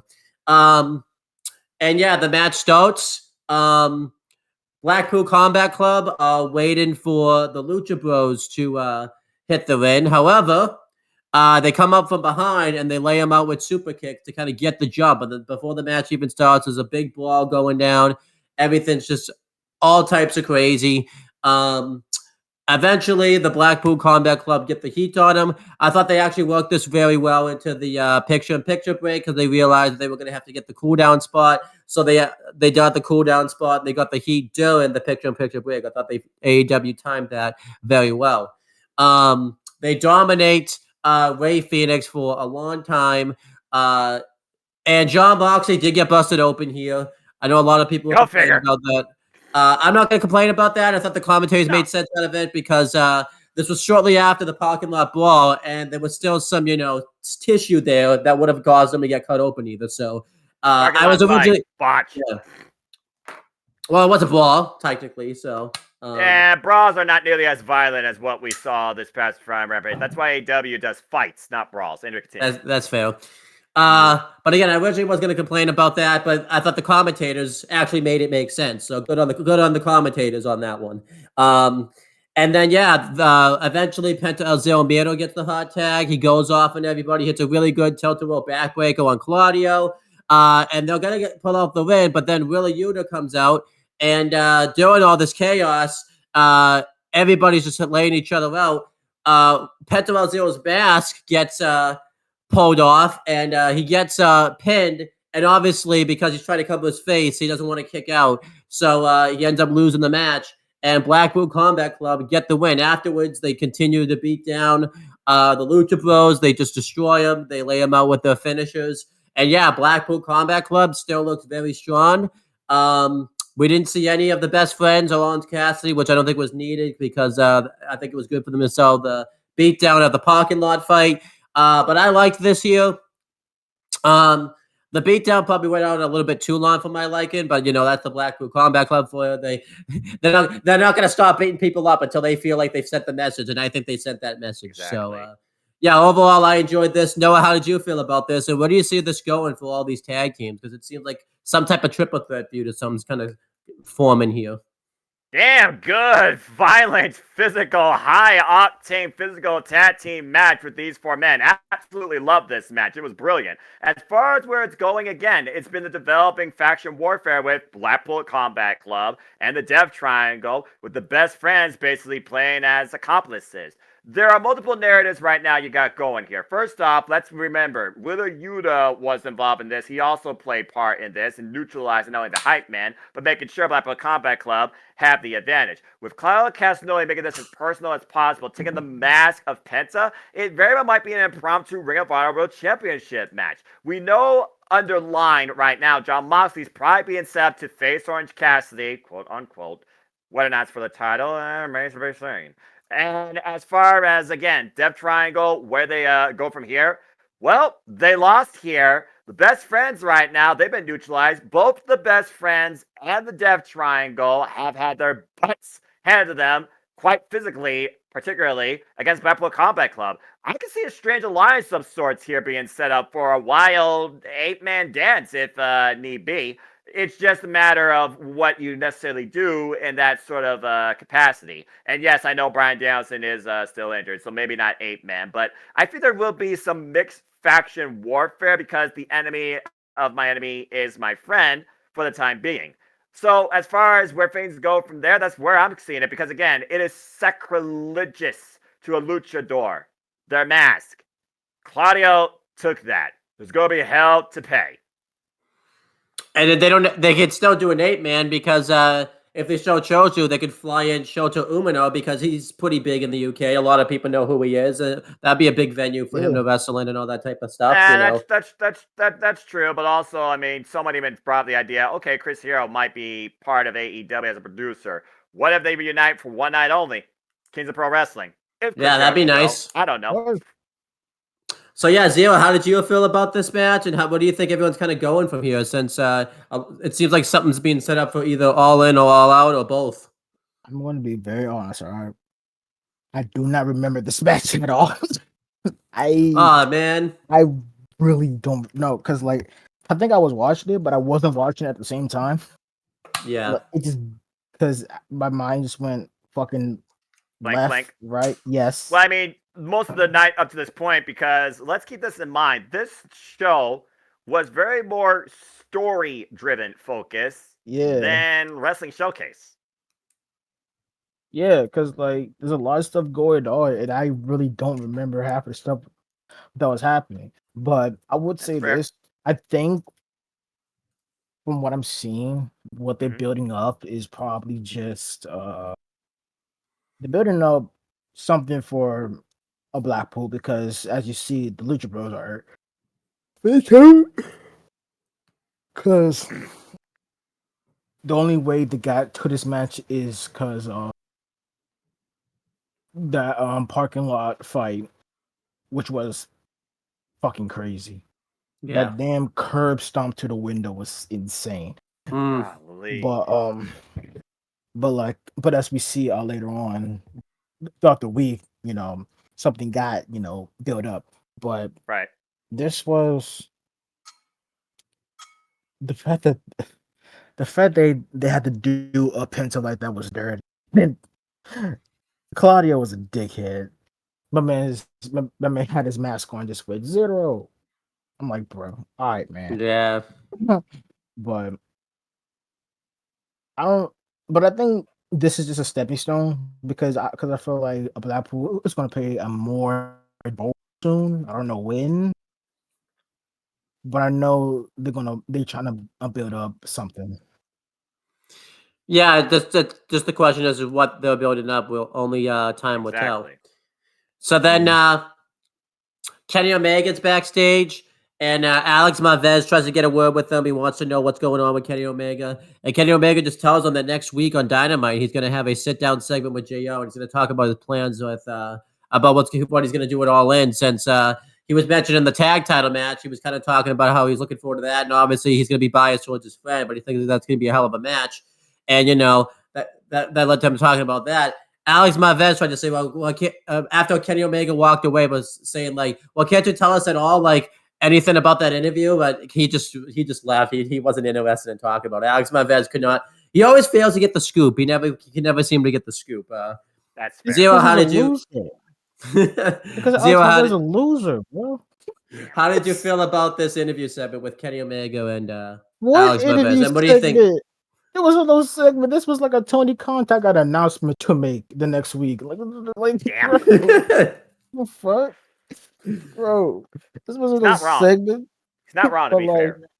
but like for real, the one thing I would say is that I'm mad as hell. We have to wait a whole week just to know what he want to say, and then it's tomorrow. And then it's just like, well, when this comes out today, Tonight, yeah. but yeah, but like it's just Future. maybe Kenny's gonna say, I have a theory of what Okay. the announcement is going to be for that joint. He's going to announce that he finally found a life. He's finally Found a gonna life. he finally got a life. But or maybe just him saying that I'm going to have an open challenge for anybody in the back at All In, or maybe just say I want a match against maybe Osprey or some shit. I don't know. It's gonna be something. I don't know what it's gonna be, but it's probably something good or just mid. I don't know. Yeah, I would like the Will Ospreay match, obviously, because Will Ospreay versus Kenny Omega 3, that's like the biggest stage possible. They can do that match. Mhm. At the same time, though, I haven't watched the G1 yet, but I would. Will Ospreay, made it really far on the G1. The dude needs to fucking rest, like, seriously. Right. So, like, maybe he'll do an open contract. Maybe the Kenosuke Takeshita match would get set up. Only time will tell. And, as Kenny Omega, this is what he likes. As you know, the Elite like to work people. They like to let people wait. They like to have that anticipation of. So Kenny Omega worked you, Zero. You got worked on Dynamite that last Wednesday. So did Alex Marvez. But yeah, Noah, how did you feel about this segment? And what do you think Kenny Omega is going to announce is coming up at All In? So much is told in so little. And when it comes to good old JR, he thrives best still to this day in one-on-one sit-down interviews. He gets to the point, he tells a story, he lets you know what's likely ahead or what could be happening. For me, I look at Kenny Omega, I think about it like this. Kenny Omega, he's had a bit of a rough year. You think about the term with somebody that's been like a father figure to him for much of his life, Don Callis. You think about what happened with the IWGP United States Heavyweight Championship. He has respect for Will Ospreay, but again, he no longer holds that property. And you think about, again, yes, they did win at Blood and Guts. They finally could put that behind them. They got mutual respect from Blackpool Combat Club. And even reunited with his Golden Lover for one night. When I look at Kenny Omega, I think about his way he likes to go about wrestling and the way he wants to grow, evolve through it, with it, change the world, tell a story. I would like to see him involved in a serious capacity at AEW All In, but based on circumstances that have already affected multiple plans, you think about the fact that Pac's injured, Kip Sabian's injured, Jamie Hayter's injured, Bryan Danielson's injured. Several plans going into All In have been changed. There's no doubt about that. I could honestly see Kenny Omega right now just thinking about what he might want to pursue. I know people are also holding out for MJF versus Kenny Omega too, because that has yet to happen in AEW, period. So at the end of the day, Kenny Omega, I don't think he necessarily wants the biggest prize, but he probably is seeking a different direction for his wrestling life, not his personal life, Zero. I think it's going to be, at some point, him versus Konosuke Takeshita, because I know he's not done with Don Callis by any long stretch of the word. But I don't think they're going to pull the trigger on that at All In. I can honestly see right now the Elite, again, they sign new contracts. The Bucks are doing their thing. Heyman's not doing nothing. Maybe he and Omega, they take another stand as a tag team and figure about trying to go back after the tag team championship, since he already was a Prius Trios champion at some point. The thing about Kenny Omega, I truly don't know what's next for him. There are multiple ways they could go with him, but that's the beauty of Kenny Omega and the suspension he left us. I guess we'll soon find out, courtesy of JR, if nothing else, what he's doing at All In. But honestly, I don't think there's a clear direction for him. And I kind of like that. Yeah, I like it sometimes when there's not a clear direction, because the difference is sometimes there's a difference of being lost in the shuffle and not having a clear direction. Lost in the shuffle, you just don't know what to do with the person. Kenny Omega, Why they say his direction's unclear? Because there's so many different directions he could go. Just the question is which one does AEW choose to take? So that's good stuff. Then we have Swerve Strickland come out to cut a promo, as well as AR Fox. And Tony Schiavone, is interviewing them, and he's disgusted about the fact that of what the Mobile Embassy did to Nick Wayne the previous episode. What's up? Oh yeah. You're fine. It was bad. Continue. And Swerve Strickland's laughing about the fact that he did this. He talks about how Nick Wayne made a mistake stepping into AEW, and AR Fox said that that was for all the disrespect that Nick Wayne had shown him throughout their time together. And they talk about how Darby Allin better have his head on a swivel because they're going to target him next. And Darby Allin comes out, no music, no anything. He just comes out and he talks about how AR Fox isn't telling his side of the story, because he talked about how, or the real story anyways. AR Fox is telling, he talked about how he had struggles, and that caused Darby Allin to leave. And he tried to call AR Fox multiple times, but AR Fox never picked up the phone. And he reminds Mogul Embassy that he has more friends in AEW now than he did before. Lights go out. When the lights come back on, we see Stin is standing in the ring, and Darby Allin, he tries to attack AR Fox, but Prince Nana holds him back, and eventually Stin attacks Swerve Strickland with the baseball bat. He holds him. He basically points the bat at him in the corner, takes him hostage, and he points. There's an all-in sign that was like in the crowd, and he points at that sign, and and the match gets made official later. Not only is it a tag match between Stin and Darby Allin versus Mogul Embassy, Swerve Strickland, and AR Fox, it's going to be a coffin match. We haven't seen a coffin match in AEW, I believe. Was it since Darby Allin and Ethan Page? No, Darby Allin and Andrade El Idolo, I think, had a coffin match. Brody King was the latest one. You are correct on that. Royal Rampage last year. We haven't seen a tag team one yet, though, done in AEW. No, this is the first. This is the first. I wonder what the rules will be if it's going to be you have to put both opponents in a coffin. If one has to go in, it'll be interesting to see how they work that. I don't think we've actually ever seen a tag team like casket/coffin match really done at all in professional wrestling on like a big stage like this. So no, not that I can recall actually. And this is not good for Darby Allin, though, because it's not wise for him to do a match like this, because literally the next week he has a TNT title match against Luchasaurus, and not a wise move for Darby Allin to take a match like this. But he's thinking with his emotions versus his brain. Noah, how did you feel about this segment? Were you happy to see Stin back? And what do you think is going to happen here between Darby and Stin, and how are you looking forward to seeing a tag team coffin match in AEW? Well, the only thing that's for sure about Sting is he's going to be on pay-per-view. Mm-hmm. So, that being said, they had to get Sting on here. We know Sting's history. He has history of going back to the UK. He's performed there countless occasions in and out of TNA. So, it made sense for him to definitely be a part of this show.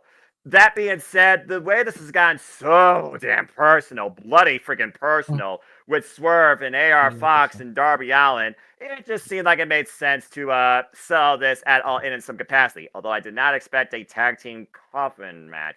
I guess they wanted to up the ante. I kind of expected a tag team match in some capacity for Darby Allin with how personal this thing's gotten with AR Fox and the Mogul Embassy. I did not expect coffin match, though. That definitely raises the stakes.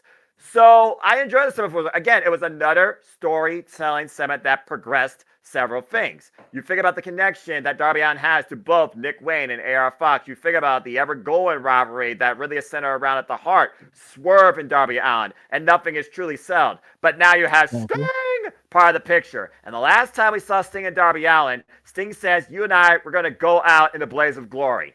Nervous because you should be, because I don't know if you noticed, Owen, but Sting was going a little bit Joker with his face paint. I don't expect, I think Sting might be unraveling at the seams a little bit. And let's not forget, the last time we saw Sting, he jumped off a freaking ladder through a dang table. Just saying. Yeah. Playmaker. So it's one of those things where right now I do wonder, Darby Allin, again, you're looking before All Out at All In, but are you taking more on than even you can handle with your relentless nature? What's more important right now, selling a personal vendetta, or once again winning what you think is the most important title in this company, the TNT Championship? It is weird, again, seeing that crossover, and to Zero's point, this right here is the one individual that has crossover right now going on for him with both upcoming pay-per-views across both flagship shows in AEW on a weekly basis. So it is a bit overkill. So I do hope this thing at All In gets settled so he can focus at All Out. We'll see what happens. And as far as, again, what AR Fox is doing right now, I feel this is a good fit for AR Fox. It gives him a new direction in AEW, being alongside Swerve, because the two have a very hybrid style to their wrestling, and it works well for them in tag team capacity. So we'll see how well they do, though, under extreme circumstances. Then again, Killshot went through a pane of glass in Hell of War. I don't think AR Fox is afraid of a coffin match. I do have to ask you too, Noah, before I move on to Zero. Do you think they missed a chance doing some type of match with Chris Jericho and Sting at All In at the biggest stage possible, or do you think they would like to move away from that? If they didn't do the Painmaker segment, absolutely. I think Painmaker versus Sting could have been a great match that would have been sold with a bat-to-bat duel because, again, the referee would have the leniency, and Sting would probably go over because, well, it's Sting. But, again, they really shotgun that forward on AEW Dynamite in telling the disintegration and ending of Jericho Appreciation Society. Missed opportunity, yes, but they made up for it here with this tag team coffin match. Another unique first. There you go. So, Zero, how do you feel about Sting being back, this tag team coffin match they have coming up? And do you think Darby Allin's taking too much on his plate with doing this tag match at All In and then the TNT title match at All Out? Darby is just fucking, I don't know what he wants to do, but I'm gonna be real with you. I'm gonna be real with you, bro, because go ahead, man. This got me mad as hell. So I was expecting somebody else to show up, but then I should have realized Sting. But then Sting. Your mic's cutting out wicked bad.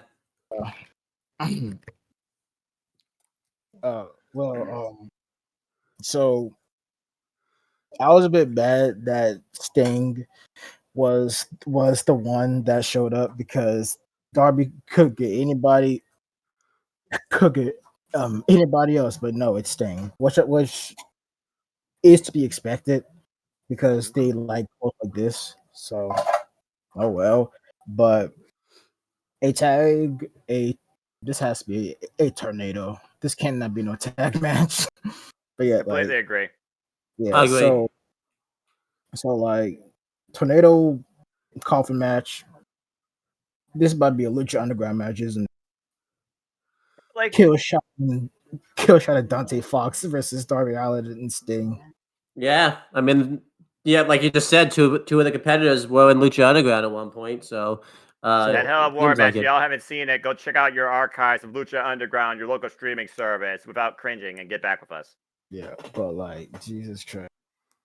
But I'm happy for AR Fox because finally he has a direction. Swerve, I hope he goes to bigger and better things. I hope he wins the title at the end of the year.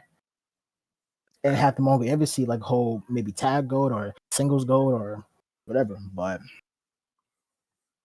I like it. I like where this is heading.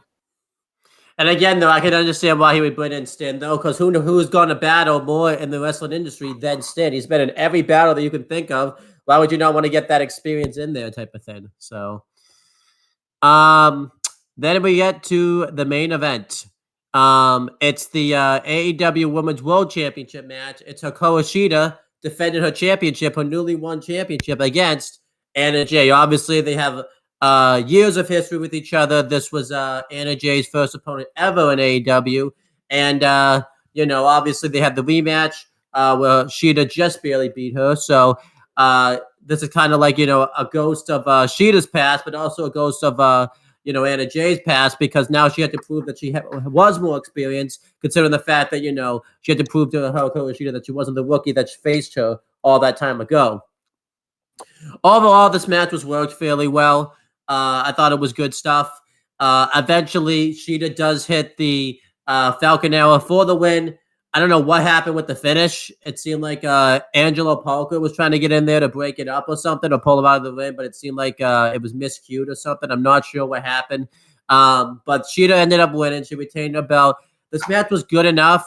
It was kind of odd. It was on the. I thought it was odd. It was in the main event. I don't mind the women main eventing, but I just thought it was fairly odd. But if you kind of look about how the show went, I don't know how else you could have really ended the show. I guess it was the best case scenario. Personally, I would have ended with Hardy's Young Bucks match because that was a big match they set up for All In.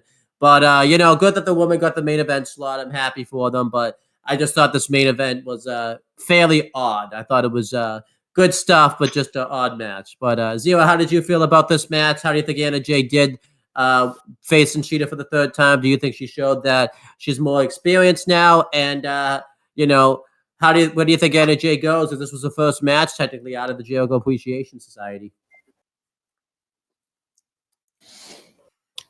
She did better. I don't know what else to say other than she did this. At least we know who's in the 4-way. Mm-hmm. And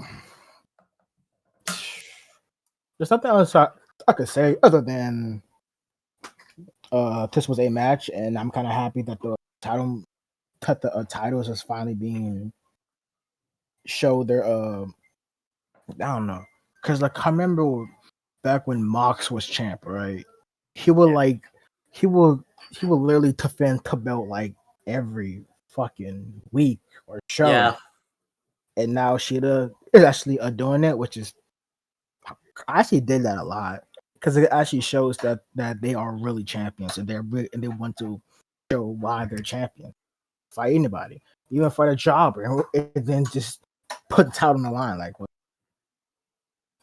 So I like this tradition of having the world title or whatever title be defended against anybody just to show the prestige. But yeah. But yeah, Noah, how did you feel about this match? Do you think Anna Jay showed that she was more experienced? And do you think, what do you think she goes from here out of the Jericho Appreciation Society now that she lost here? And how did you feel about the finish?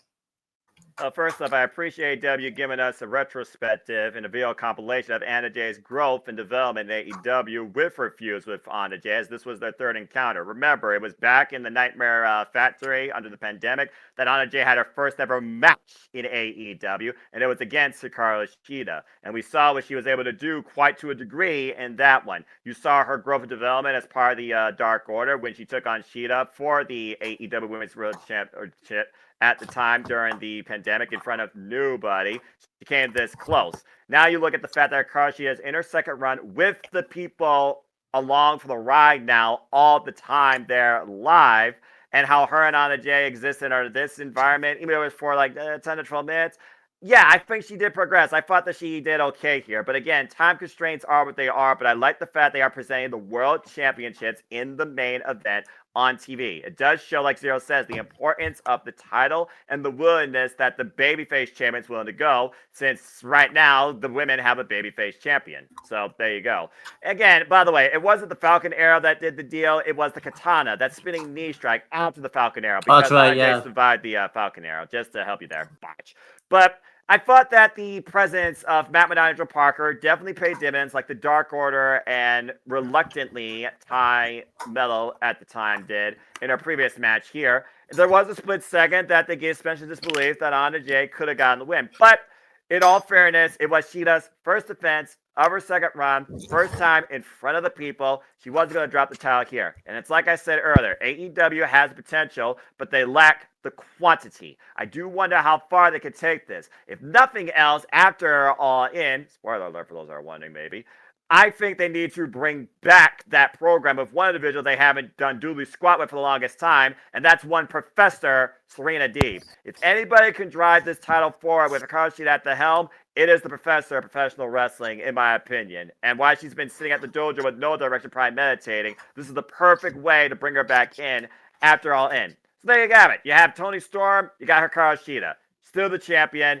part of the Fatal 4 AEW All In. And Anna Jay, she got a nice presence. Where she goes from here, we'll have to see how far Angelo Parker and Matt Menard can help her get wins, because that's the only way she's going to remain the star of the show if she still calls herself that.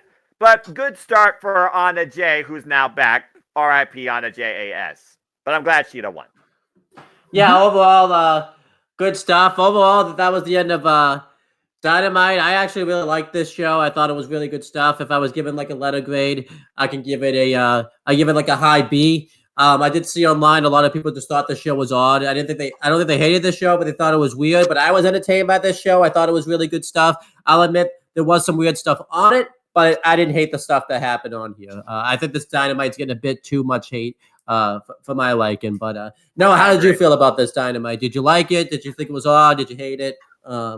It's one of those things that people have watched AEW because they longed for a global level alternative of this scale. No disrespect to Impact Wrestling.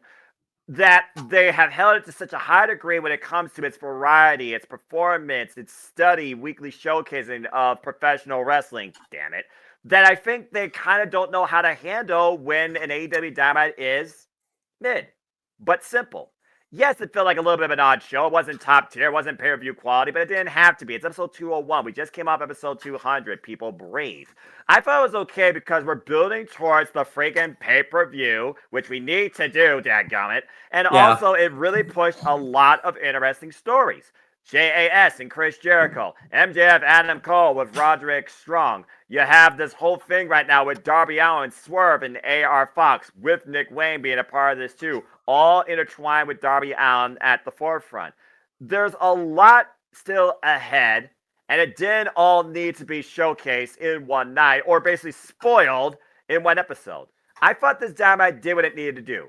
It cooled down the roster, and it was still a study showcase for the product. The show was fine for me. Not bad at all. Zero, whatever rating you do, it's always a weird one. How did you feel about this week's Dynamite? Did you think it was weird, or did you like it, or did you hate it? This was this wasn't really a important Dynamite for real. This was just like, like after 200, there was like, what the fuck else do we do again? Like they just lost what the fuck. Like I feel like certain episodes of Dynamite or Rampage or fuck Rampage, but Collision. I know how quick that's gonna be. Anyway, continue. Yeah. But like, bro, if you've seen the past few episodes, I let Owen talk about Rampage. I just react to it by myself. Yeah. And now here's Owen Finch with the Rampage relay, which makes sense. Anyway, continue. But like, it's like this was just a chill, just relax. We still got like a few weeks left until All In. Then a week later, All Out, which I know Tony Khan's gonna create a card from thin air. So yeah, and it's gonna be an amazing pay-per-view because let's be honest, Zero. There's one thing we could say about Tony Khan and AEW: the pay-per-views don't miss. Yeah, they definitely don't. Not even Carmelo Hayes could even say they miss. But like I'll give this grade. Accurate. So I'll give this grade a fuck them kids out of 10. So yeah. There you go. Oh, that could be a good thing. That could be a bad thing. Who knows? Mm-hmm. Let the audience use their own perspective on that, Owen. Mm-hmm. Yeah, definitely. So yeah, we had Rampage that took place on August 11th, 2023. That took place. It did. Yeah, it did. I believe our commentator was Excalibur. Hold up, Tony Schiavone. Before we start, I want to time this.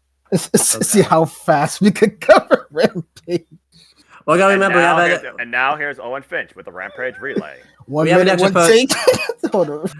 Don't forget, we have one extra person on, so it's gonna take longer than usual. So, do you want me to Excalibur run through this like I do the cars? Because I guarantee you, if you want to try and high score this, Owen, I probably could run Rampage faster than you, and I watch it on a weekly basis.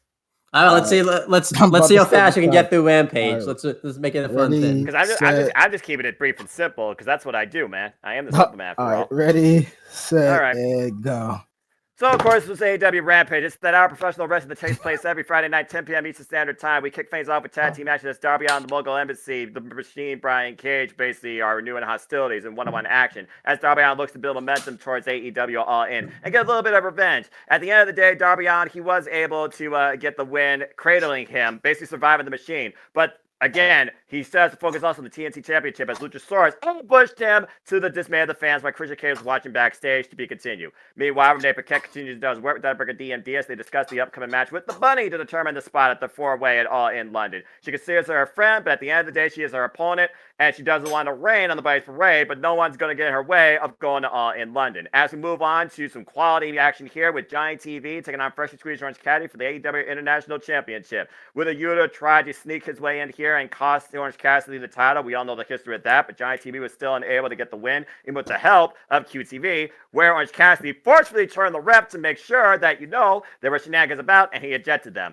Eventually, we got a beach break for the win. He is 19-0 in 2023, and that is his 27th successful defense, but it didn't come about the next challenger, being Wheeler Yuta, who came to the ring, along with Claudio Castagnoli and John Moxley, who basically surrounded him at this point. We move on to our championship showcase of the Ring of Honor Tag Team Championships as Aussie Open, Kyle Fletcher and Mark Davis, they beat the Outrunners back to the 1980s. Short, brief, simple match to the point as they nailed them with the double lariat and pinned them after the Coriolis, and basically they called out MJF and Adam Cole, saying that they are a mockery of a tag team, but they accept their challenge at All in London.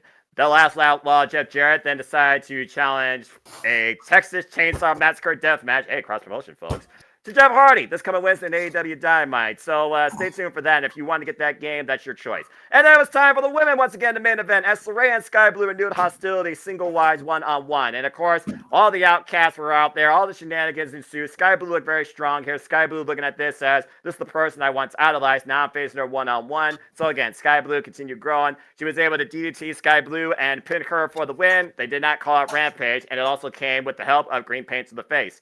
As Saraya confirmed that she is coming home, and we now have 3 women set up for the AEW All-In Fatal 4-Way match for the AEW Women's World Championship, and that was AEW Rampage. 2 minutes and 23 seconds. Oh my gosh, yeah, that was quick. I don't know if I could have done it that quick. It probably would have taken me an extra minute or so. You want to try? I'll try next week. Yeah, save that time, Zero. You and Owen can try and high score that. Anyway, that was Rampage. Your hour of professional wrestling. So, since I watched it, I'll give some thoughts on it. I like the Darby Allin Brian Cage match. That was good stuff, and I liked what Luchasaurus did. The TNT. I don't know why my notes are it was the TNT title match, but it's really the international title match. That was a banger. I thought that was really good stuff. I love seeing Aussie Open, as you know. I like Kyle Fletcher, so that was good stuff. The Jeff Jarrett promo was just weird. I thought I was having a dream because I was like falling asleep doing that. So I thought I was dreaming. I'm like, wait, did I just have a dream that Jeff Jarrett just challenged Jeff Hardy to a Texas Chainsaw Massacre? But I guess that's a real thing. And then I missed the beginning of Saraya versus Sky Blue, but it was good stuff. I don't get why they're backing away from Sky Blue. They were like pushing her for a little bit there. Then all of a sudden it seems like they're kind of backing off. I guess it's just kind of like time thing, but it's like I feel like Sky Blue could be used a little bit better. I agree. It's one of those things also with Rampage's usual showcasing. It's one of those times that most times it's just there, but there's a good opener, sometimes a decent mid-card, and Orange Cassidy definitely helped build that because Orange Cassidy, as always, quality champion showcasing. And then you had the women here that basically have been closing out these Rampages as of lately. That's kind of led to subtle development. You had Nyla Rose and Carl Shida. This time you had Sky Blue and Saraya. And again, Sky Blue, she keeps her spot. She's on screen. She's performing. So I say that she's doing okay. And this was still a good match. I think this is actually their second one-on-one encounter. And I think that they let this one went a little further than last time. So it was okay. Yeah, I was thinking too, like, usually a wrestling show likes to send the crowd home happy. How did that make anybody happy? I don't think anyone's happy seeing that happen, but whatever. They probably did some after the show. Yeah. Most likely. But yeah, it was, I feel like I have the saying that this week on Rampage, I think was one of those cases where if you like wrestling, just sit down and enjoy it, because I thought that's what Rampage was last week. So there you go. Just enjoy wrestling. Well, I wasn't really watching fucking Rampage, but I think I was, but sometimes I wasn't. I was too busy watching SmackDown for one segment, but fair. Yep. yeah, I get you. yikes. That's fair. But I would say this: the one that I did catch is the Texas Chainsaw Deathmatch. Yeah, what's that going to be like? Like, All right, so Jeff Hardy, he cut a promo. He asked Nick Gage to come out, and they had one promo together. And now Jeff Hardy thinks he could do a death match. we're going to find out. Like I said, I hope Zero. Jeff Hardy's no. What? Zero, I'm just gonna Oh. say this real quick. Deathmatch in AEW, maybe, but these two elements, no. And this won't be nearly as bloody effing crazy as Jun Kasai and El Desperado versus Rina Yamashita and Takeda at the friggin' Freedom's pay-per-view. I guarantee you that. There you I'm go. just saying. Bro, speaking of Desperado, Yes. he had one death match. He had one death match. Is Jun Kasai, and now he went crazy. He loves them. He is secretly loving them, and Jun Kasai can see that. Jun Kasai is happy to welcome him, not only as part of this world, but honestly encouraging Jun Kasai, who's about to celebrate his 20th anniversary in professional wrestling, deathmatch wrestling, him want to call it. Yet El Desperado right now is a masochist for gory bodily punishment. Bro, I was like, yo, Despy. What did Jun Kasai hit you with, bro? Ask Rina crazy. Ask Rina Yamashita the same thing, because that girl is definitely a deathmatch warrior, and get back to me. Anyway, But yeah, that's already so scheduled like, programming.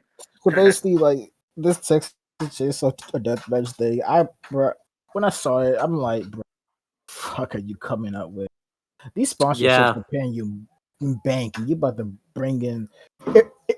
If I don't see a chainsaw nor Super Oh, God. Leatherface, if I don't see the FMW Leatherface, this match sucks.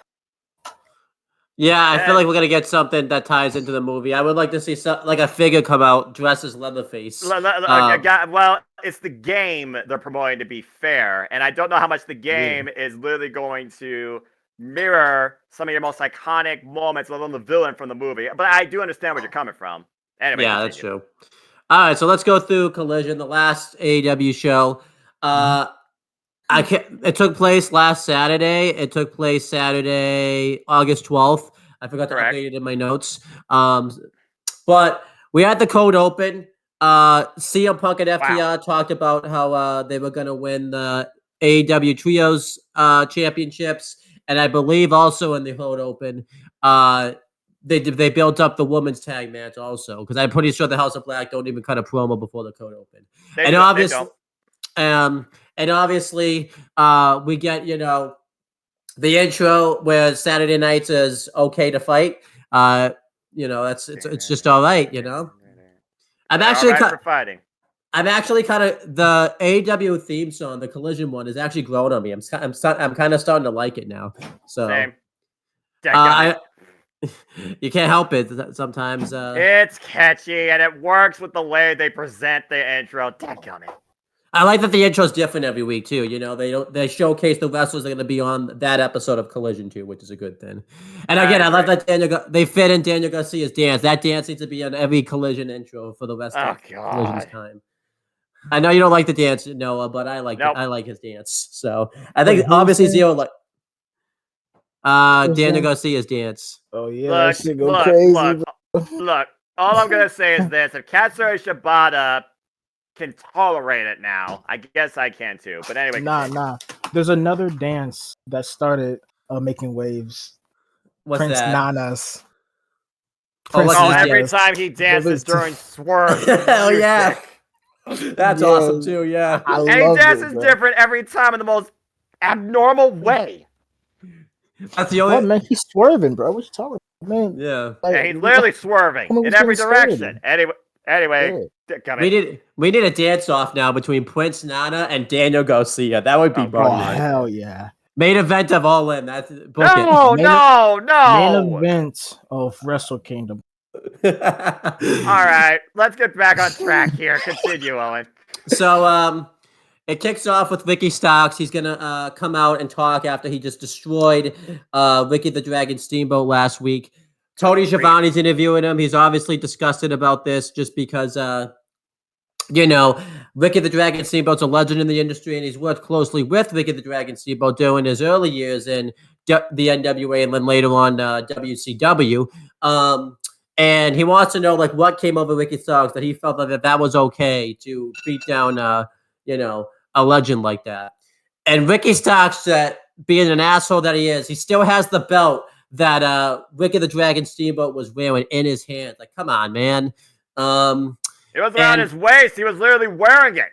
That's what I'm saying. Like, he has it. He still has it with him. Like, but Ricky Starks said that there was a reason for this. He says that, he didn't want to have to do what he did to Ricky the Dragon Steamboat. He says that he understands he's a legend in this industry, but he had to suffer the consequences because when you cross Ricky Starks and you get involved in his business, you have to suffer the consequences. And he talked about how he had CM Punk beat dead to rights, and Ricky the Dragon Steamboat took it away from him, and that's why he did what he did to Ricky the Dragon Steamboat. And he issues a warning to CM Punk saying that he still hasn't legitimately beaten him, and he has a right to still go after that real World Championship.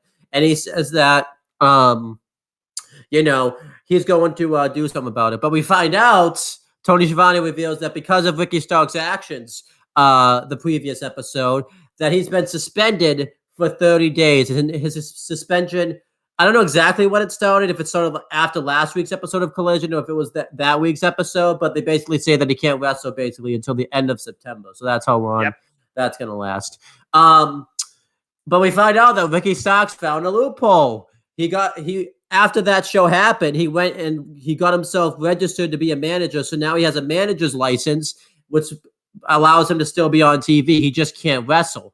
And he said that next week he's going to unleash his first client. So very interesting stuff right here. I like this a lot. I'm liking Ricky Starks as a heel. I think it was finally time to turn him heel because his babyface run really wasn't working just because I don't think he was being booked necessarily correctly as a babyface. So I think it was time to turn him heel. And I just think this is great stuff. It does suck that a lot of people pointed out that it sucks that they did this with Ricky Starks in the worst time because now he's going to miss the two big wrestling shows, All In and All Out. But you know what? I think it makes the storylines realistic. If you fuck up and if you misbehave in the wrestling, that's on you. You have to miss those type of shows. And I think this is going to make Ricky Starks stand out as a character, the fact that he doesn't wrestle, because everybody in AEW at least does somehow, some way get into the ring. Ricky Starks can stand out just being, a manager and all that type of stuff. And I think that's going to help him out big time. So, Noah, we'll start with you. How did you feel about how Ricky Starks did? Did you like his explanation? How do you feel that Ricky Starks is suspended? And how do you think he's going to do as a manager? And who will his first client be? Well, Ricky Starks has definitely shown that he can walk the walk and talk the talk. That's for damn sure in this promo. I felt like he literally was opening up his own pipe bomb here. Shades of CM Punk when he first came in. Boo me, love me, hate me, it doesn't matter. You don't have to like me, you don't have to love me, but guess what? You will respect me. Tell me when I'm telling lies. And honestly, he just went straight out the gate, just in the business for himself, quite literally. And one phrase for sure, he says that he's not Superman, he isn't bulletproof, but he damn sure is absolute, because he is absolute Ricky Starks. I'm very curious to see who will be underneath his absolute management in some capacity. Who could use Ricky Starks for that type of motivation, that type of influence, that type of fashion appeal, apparently, because with nothing else, I'm sure Ricky Starks, with his freaking blown up pyro entrance, eat your heart out, Cody. He's always going to have the pyro and the gear needed to be the damn show. So I thought this was really good to, why some people think you might have missed the ball in having to be on a babyface run. They tried that at its top echelon at Winter Is Coming last year. Keep in mind when he took on MJF for the AEW World Championship. Now he fell short against CM Punk for the AEW Real World Championship. Or excuse me, not AEW, just the Real World Championship. I think this is good. It keeps him involved, still on the product. I imagine on a weekly basis. He got the same license, I guess, where Julia Hart got hers. I don't know where they go for that. And it could lead to a new opportunity in someone else's development that maybe doesn't even get any TV time as it is. I thought this was a great way to open the show, and it definitely gives some interest to people to tune in next week. And are you okay with Ricky Starks having to miss All In and All Out since those are going to be big shows, or do you wish he was going to be there? I feel like he still might be there, at least in some capacity, at least at one of those pay-per-views, because just because the manager can't wrestle doesn't mean they can't have their own influence. So I'm just going to wait and see what happens here at the moment. Now, as far as you asking me, do I want to see him wrestle? You can't put everybody on the card. Not everybody can wrestle 2 weeks back-to-back on pay-per-views, too. And right now, he really doesn't need a pay-per-view match. He just had a friggin' championship match against CM Punk. Let's cool him down. Let's reset him and see where the story grows from there. So yeah, Zero, how did you feel about this segment? Do you condone the actions of what Ricky Starks did to Ricky the Dragon Steamboat? And are you cool with him not wrestling in any of those pay-per-views? And what do you think he'll be like as a manager? And who will his first client be? All right, so do I condone what he did? I really don't care what he did. That's his thing he wants to do. If he wants to beat up an old man, let him beat up an old man. Like, it is what it is, bro. But what's crazy is that he still have his belt. Bro, how you gonna whip him off? How are you just gonna pull out somebody else's belt and whip them with their own? That is crazy. Yeah. I've never seen anybody do that. Just took somebody else's belt and started whipping them with their own belt from their pants, bro. That is wild. So basically, then after that he was whipping CM Punk when he got in the ring, bro. He was, yeah. Like, I was like, bro, what the fuck? How you gonna do this to a grown ass man? But He cost him the championship. He was But- pissed. but we're gonna see more violations in the main event because I gotta talk about what Homeboy did to Punk. We'll we get know to who's that, leading off yeah. We know who's leading off that after Owen's spiel. Anyway, But like, yeah, so hey, Ricky Starks just try to say his piece. I'm going to be absolute. I'm going to be the man, but I'm going to think outside the box. If I can't wrestle for 30 days, I'm gonna be a manager for 30 days. 200 IQ. There you go. But like, who is gonna manage? Might be a Exactly. new star, I hope. Maybe somebody who is not could use right, I hope. Maybe somebody I actually like, I hope. Not Powerhouse Hobbs because because Hobbs doing his own thing, and I love Hobbs. But I don't know who's going to manage. It's probably somebody who can match his style. Hopefully, yeah.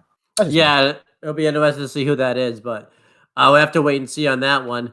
Then we have Ricky Starks managing Sammy Guevara. Imagine. Oh, they have done their YouTube channel together Yeah. enough, so That's Yeah, just but crazy, bro. Sammy doesn't need a manager. I mean, again, Zero even said himself, somebody that we're not even thinking about. Maybe somebody who hasn't even been on Collision yet in the short history. Let's keep in mind, guys, Collision is literally come this Saturday, basically only 2 months old. yeah, that's insane. Then it shows a hype for the All In World Tag Team Championship match coming up between FTR and the Bucks. I think this is a video package they've shown before, but it's a good video package, so definitely check it out. Then we have the Acclaim versus Iron Savages, who used to be Bear Country. They were managed by their manager. I can't watch all the way. My boys, Iron Savage. They were managed by their manager slash Trios partner. I don't know his name because I don't have Auto Club, so I can't look it up. That's the hype man right there, bro. I love that. But The Jack yeah. hype man. Yes, sir. They have a match. The Acclaim dominate early. Obviously, this was after they did their rap where they just completely put down the Iron Savages. It was pretty embarrassing for the Iron Savages, but it's the Acclaimed. Everyone loves them. Poor Anthony Bowens. He even went to say "scissor me, dad," and then he realized Billy Gunn's not there. So Bro, that was I'm gonna be real with you. That was Somber moment. heartbreaking. yeah, it really was. That was a very somber moment. By the way, Owen, their manager is called Jack Jameson. Okay, that one's on the commentators because they never said his name, so that one's on the commentators. That's fair. By the way, the commentary team was Nigel McGuinness and Ian Riccoboni. I think this is going to be the last week together because the G1's over, so Kevin Kelly's probably going to be back next week. Right. I kind of wish they could just keep Ian Riccoboni just because I think Ian Riccoboni and Nigel McGuinness they finally have the chemistry down, and I feel like the chemistry will be kind of off if Kevin Kelly comes back just because he's been gone for a little bit. So I kind of hope they could, at least for 1 week, they keep Ian Riccoboni at least as like a 3-man booth, just so that way he could kind of help out Kevin Kelly. Because I assume he probably hasn't been able to really keep up with the product because the G1, just was going crazy. He probably didn't have a lot of time to watch it. But Ian Riccoboni did sign a long-term deal with AEW, so I don't think you have to worry too much about that. Nigel to Kevin, bruh. I can just imagine Kevin Kelly say something. Nigel, shut the fuck up, Kevin. it'd be funny. I'll lose my mind. But we had this match. The Acclaim dominate early. They take out the Iron Savages with a couple double clotheslines to just get really quick offense on them. But eventually they get shut down. Iron Savages just destroy Max Caster for a while. They lay him out with a double superplex. They do a heart attack onto him, which was insane. And eventually Anthony Bowen gets the hot tag, but then eventually he gets cut off. And I forget, I know their names aren't their names that they were anymore, but I believe Boulder, I don't think that's his name anymore, but I'll just call him that just because that's the name I can remember. Locks him into like a half heel hook type of thing onto Anthony Bowen. And that's obviously very significant because if you remember, Anthony Bowen just had past knee injuries. So obviously everyone was worried about him. Eventually Max Caster breaks it up. And eventually the Acclaim get the win with the mic drop by Max Caster onto Bear Bronson. I know that's not his name anymore, but again, that's just convenience sake. It's just Bronson and Boulder, and there was no mic drop here, dude. They did stereo fame Azers for the win. Oh, that's right, yeah. But yeah, they did the stereo fame Masters, and the Acclaimed afterwards cut a promo saying, that they're happy they got the win. They're happy to be back in the tag team division. They mentioned that they're going to be on Dynamite now. They're going to have a match there, which everyone was happy about. And they said that they did this for Billy Gunn. They had their, Anthony Bowen still had Billy Gunn's wrestling shoes, and everyone gave Billy Gunn a proper goodbye, and it was just really good stuff. So, Noah, how do you feel about the Acclaimed finally being back in the tag title picture? And how do you feel, that it looks like Billy Gunn's possibly done in AEW? Yo, listen. Well, I listened, and I'll say this. They definitely have, I would say, rekindled motivation to try and get back to the top of the regular tag team division. It's nice to see the actual normal tag team division once again get rebuilt. You have the Young Bucks, you have the Hardys, now you got the Acclaim. It's nice to see these tag teams getting back to, well, traditional tag team wrestling, not faction warfare, because good grief on my bit. Enough of that the last daggum 2 months straight. I thought this was okay, and again, the Acclaim, they're still heavily loved by the fans, and this sentimental idea of the spirit of Billy always with them, with the boots particularly, and if this is the new way they go about finishing matches, the Famouser versus the mic drop and the Arrival, I think it's a nice touch. I am curious, though, again, to really wonder how long will those boots be in their corner and follow them before, one daddy ass might come back and tell them once and for all to suck it. I think there's a longer suspension of disbelief here with the fact that, again, Bowens is literally holding Billy Gunn's boots. You know that ain't going to last forever. But good return to traditional tag team action, and nice to see Iron Savages. Bronson and Boulder look very strong here, but you knew you had to give the rub to the Acclaim, but I kind of wish they didn't. I almost wanted to see the Acclaim try this and fall short, but with the spirit of Billy Gunn, they will carry on. Because again, right now, they're blaming themselves more so that Billy Gunn is not only here, but he's not a champion. But I guess they're going to just try and see how long they could follow this train of supportive momentum. This match was okay. Yeah, I do agree, though, that would have been kind of cool, like, if they kind of gave, like, the Acclaim kind of like a redemption arc. The thing I hope that they don't do It wouldn't be a bad thing. I hope they don't have Billy Gunn come back and join the House of Black, just because if you remember, Malachi Black whispered something to Billy Gunn a while ago. It wouldn't be a bad thing, but I just don't think it'd be a very good direction for Billy Gunn's character and the Acclaim's character. I kind of hope, that they don't do that. But yeah, Zio, how did you feel about this match? Do you think the Acclaim should have lost this match and have to go on a little bit of a redemption arc, like Noah said? Because I think you missed that part. And then, what do you think's going to be next for Billy Gunn? Do you think he's going to be out for a while? Or do you think he's going to come back and join the House of Black? Do you think he's going to do his own thing? What do you think? I think Billy Gunn is gonna come back and be like, "Why y'all guys acting like this? I'm just getting new boots. The fuck." That'd be funny. That would be comical genius. But Billy Gunn could totally pull that off too.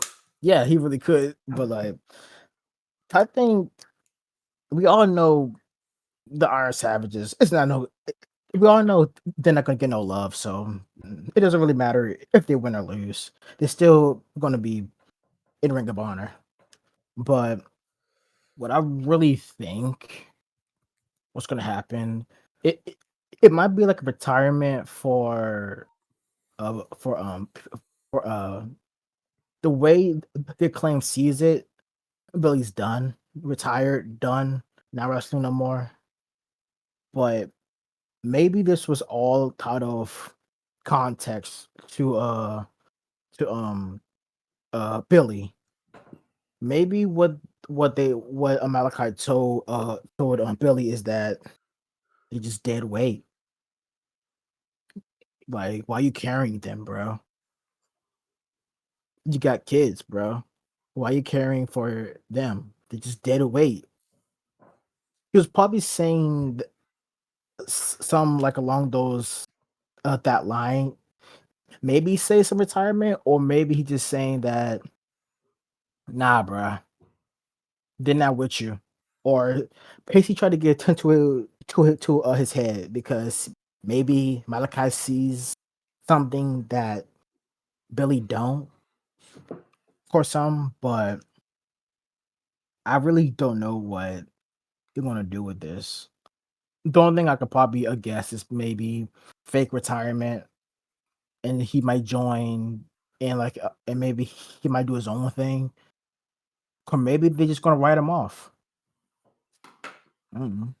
Yeah, only time will tell. But so we'll have to keep an eye on this Acclaimed storyline.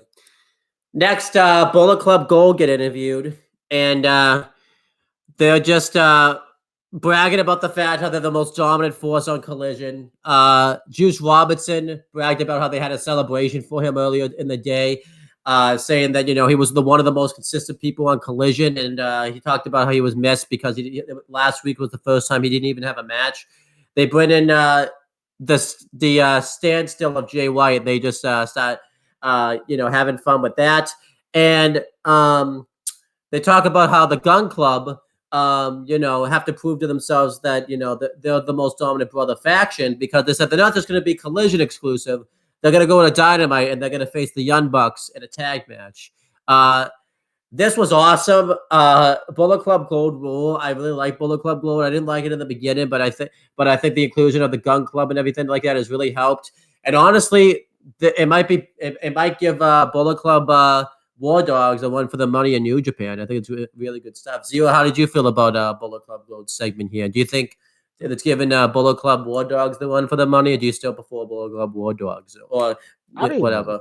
I don't even like War Dogs, bro. There you go, bro. But like, the thing is that fucking this is just they just goofy as fuck. Bro. They are. And I love it. Like they are just literally love them, bro. It is like, fuck. It's like, I know the Guns are gonna lose, so it's like whatever, bro. But what I find really crazy is that you could tell they're having way too much fun with this shit, and it's hilarious. Love it. Yeah. So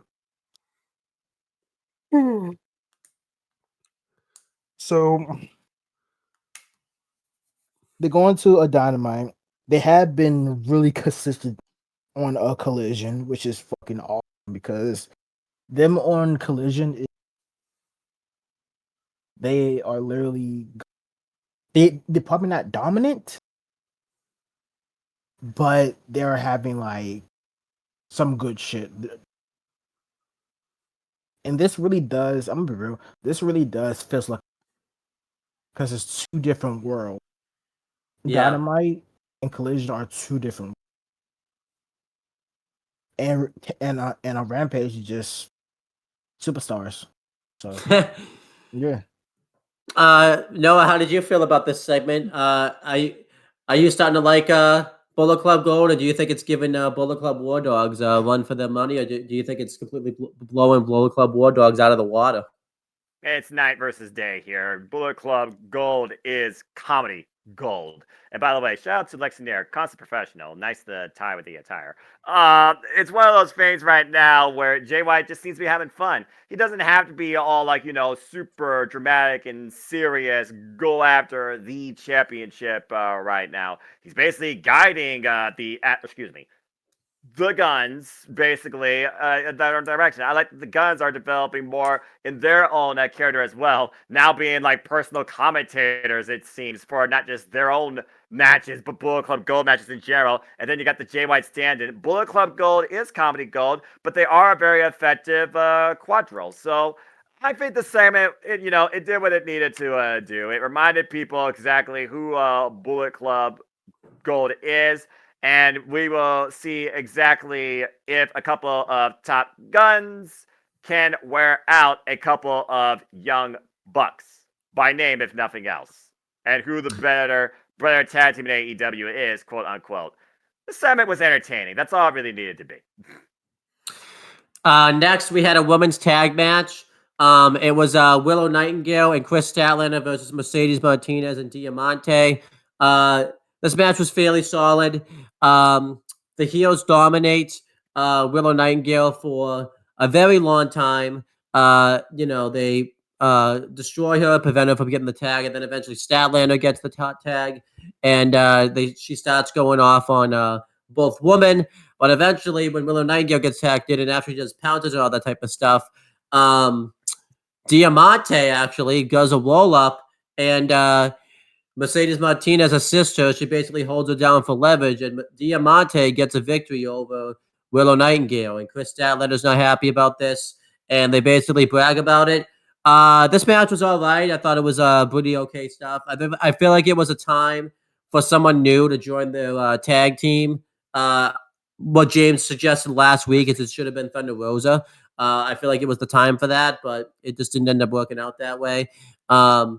Really questionable how Willow Nightingale has been booked kind of lately. She was on like a really good hot streak after winning the Owen Hart Cup, and it seems like lately that they've been kind of having to lose a little bit too much. But I guess that is what it is. But it seems like some type of fatal four-way match or something's being set up for the TBS Women's Championship, which I wouldn't hate. I just think they need to get this TBS Women's title kind of back showcase again. It feels like that's very lost in the shuffle right now. But Zero, we'll start with you. How did you feel about this women's tag match? How do you think that Mercedes Martinez and Diamante did as a team? And what do you think is being set up here? And do you want to see the TBS Women's World title showcase a little more? I want to see the TBS title showcase a little bit more, especially since we got a new champion that could actually, do more. There's a lot more stars that could be made, and this match really did showcase what could be happening. I don't know what's gonna happen. Maybe Thunder Rosa comes back because she's friends with Diamante, or maybe this could lead to another match on All In, or maybe All Out because All Out needs some more matches besides one. But yeah, that's all my thoughts about this. Honestly. Same question to you, Noah. I appreciate the fact that you finally given Diamante something to do for the longest daggone time, and Diamante and Mercedes Martinez could be a force to be reckoned with. These two are rugged, gritty journeywoman of the industry that come with a fair amount of experience. And why you say you want to see the TBS Championship Showcase more, keep this in mind, guys. Since Chris Statlander won the title Double or Nothing, she's basically been defending it almost every other week, if not every week. So this was a nice change of pace after successful defense against Mercedes Martinez. And now with Diamante getting the win here, not the champion, but still winning this match, it teases the idea of Diamante challenging Chris Statlander for it, maybe Mercedes in the corner. For Willow, you're right. Willow is an added element here that probably was unexpected or audible because people are waiting for Thunder Rosa. And whether Thunder Rosa's heel or face, I think a very interesting trios dynamic of her, Diamante, Mercedes Martinez would be a force to be reckoned with. Just saying.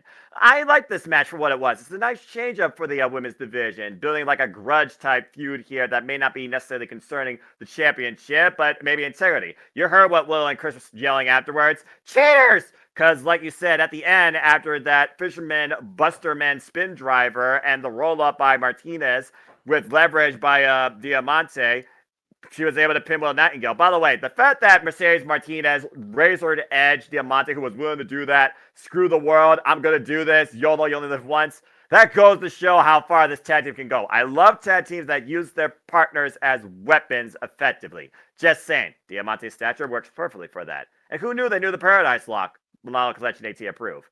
This tag match did what it needed to do. It gave Diamante a role. She's now part of Collision, since she's been stuck MIA in Ring of Honor after not getting the Ring of Honor Women's World Championship. As far as Chris Statlander, you want to give her more challengers? Build Diamante. She beat Mercedes Martinez. Face first family works so far. Willow, you want to still give her a presence. Have Willow be in Chris's corner to neutralize Mercedes Martinez in Diamante's corner. I think that's what's next. Now, what happens beyond that? That comes down to, I think, if Thunder Rosa is finally ready to return. Because if anyone's going to give Chris Statlander a run for her money, it's going to be Thunder Rosa. This tag match was okay, though. And I'm glad to see Diamante finally on my screen. Jeez. Yeah, same. I know it's been a struggle, actually, for a while, actually. I don't think she's done anything meaningful since the feud with Big Swole on Dark. Not since facing Athena for the Ring of Honor Women's World Championship. And Athena's like, you need to do some thinking. Well, I guess Diamante fought, and she decided. Yeah. So I just thought some. What's up? That's a nice water bottle. But so will this be like a new trio? Because we already got the Outcasts. Correct. Now we might get it. Because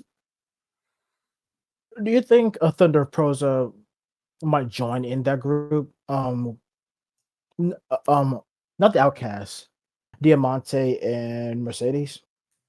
She has history with both women as mutual respect, so I could see it. But if you want to neutralize the heel versus face dynamic, and maybe Willow again was just an audible, or Willow gets written off, yeah, I could see her tagging alongside Chris Statlander as well. It really comes down to what presence you want to see Thunder Rosa in, and honestly, what presence AEW wants to see her in. Let's not forget how Thunder Rosa left us in the first place, guys. Vacated the championship due to injury, and at this point, she could come in here with a chip on her shoulder, thinking that I was forgotten. You remember me now? Did you really forget about me? Not even just forgotten. This is Thunder Rosa we're talking about. Not even just forgotten. They stripped her of the belt while she was still injured and all that type of stuff too. Yeah, I definitely think Thunder Rosa has that chip on her shoulder. She could talk about too. Obviously, we could say what it is about whatever the drama or lack of drama there is, but they can use the fact that those reports are out there to their advantage if they want to, as a part of a storyline, and feed into it and all that type of stuff. Which I wouldn't mind that too much. And I think Thunder Rosa as a heel, I think would be great because again, she could have that chip on the shoulder, like Noah said. So I think it should happen. All right, well, you got 3 quick little things here, man. So go ahead and do your bundles gig. So Toni Storm gets interviewed. She's basically having like a breakdown. She's a little bit happier about the fact that at least one of her friends is going to be in the 4-way match, but she's not happy that Sheeta stole the title from her. And eventually, Lexi Nair pisses her off, so she just leaves. And she threw a high heel at her. She threw a shoe at her. And she nearly hit Lexi Nair with it. So that was insane. Honestly, Samo- who throws a shoe? Like seriously? yeah. There's a funny meme that Lexi Dia did on like an Instagram page about it too, which is really funny. And then Samoa Joe faced Andrew Everett. It was an absolute squash. No matter what Andrew Everett thinks his height or weight is, he had no chance against Samoa Joe on Collision, and that's exactly the case. Samoa Joe completely squashed him and beat him with the Coquina Clutch. Afterwards, he basically cut a promo saying that he's a little bit pissed at himself that he allowed CM Punk the option to face him. And since CM Punk didn't answer his challenge, there's going to be consequences. So we'll get to what those consequences were later. And then Christian Cage and Luchasaurus came out and cut a promo. Christian Cage was cutting a promo about Darby Allin and Luchasaurus facing him for the TNT Championship, talking about how he's the face of TNT. They said that, they were going to make this TNT title the most relevant title in all of wrestling. They talked about how Darby Allin's never going to touch the title again, and basically says that after Luchasaurus gets done with them, instead of Darby Allin being 50% dead, he's going to be all the way dead. So there you go. And then it gets cut off by Arn Anderson and Brock Anderson, and they talk because they were in Flair country, so they talk about how they wanted to. Basically make a name for themselves, and they were obviously looking for revenge also for what Christian Cage did to both of them in the lead up to when Luchasaurus won the TNT Championship. So it led to an impromptu TNT title match between Luchasaurus and Brock Anderson. Brock Anderson doesn't get much offense in. Luchasaurus pretty much ruins him, and he beats him with like a rolling face buster type of thing. It was like a choke slam into like a face buster. It was a pretty decent thing. Let me see if that's the last of the quick segments. I guess I would say that's the last of the quick segments. I guess I'll go through the Powerhouse Hobbs segment because that's fairly quick also. Powerhouse Hobbs comes out. He was dressed all fancy and all that type of stuff. And Nigel McGuinness was being really, he was, saying that Ian Riccaboni was dressed fancy, and Ian Riccaboni took it as a compliment. But Nigel McGuinness says, "Well, I guess someone doesn't understand sarcasm then." So yeah, poor Ian Riccaboni. Nigel McGuinness does. Yeah. So Powerhouse Hobbs comes out and he talks about how, after he lost the TNT title and after he lost the Owen Hart tournament, he needed to go back to his roots and he wanted to go back to the Book of Hobbs. And he said that he's challenging Miro to a match at All Out. So that's where you guys have the misconceptions. You guys says there's one match set up for All Out. There's actually two now, and that's Miro versus Will Hobbs. You are two now as you're speaking. Anybody continue. Miro comes out, and he's about to brawl with Will Hobbs, but he gets attacked from behind by Aaron Solo and Nick Camarado. Nick Camarado came out of nowhere. Was this a reunion of the factory of some sorts? And they beat down Miro. They throw him into the steps, and before they can really beat him down anymore, Will Hobbs doesn't really do it. I'm sorry, Powerhouse Hobbs doesn't really do anything about it. Miro fights back. He, clears the win from Aaron Solo and Nick Camarado, but eventually from behind, Powerhouse Hobbs lays on Miro with the spine buster and stands tall over him. I liked all these segments. The Tony Storm segment was just hilarious and funny. I like Samoa Joe. I always like seeing him kick ass and cut promos.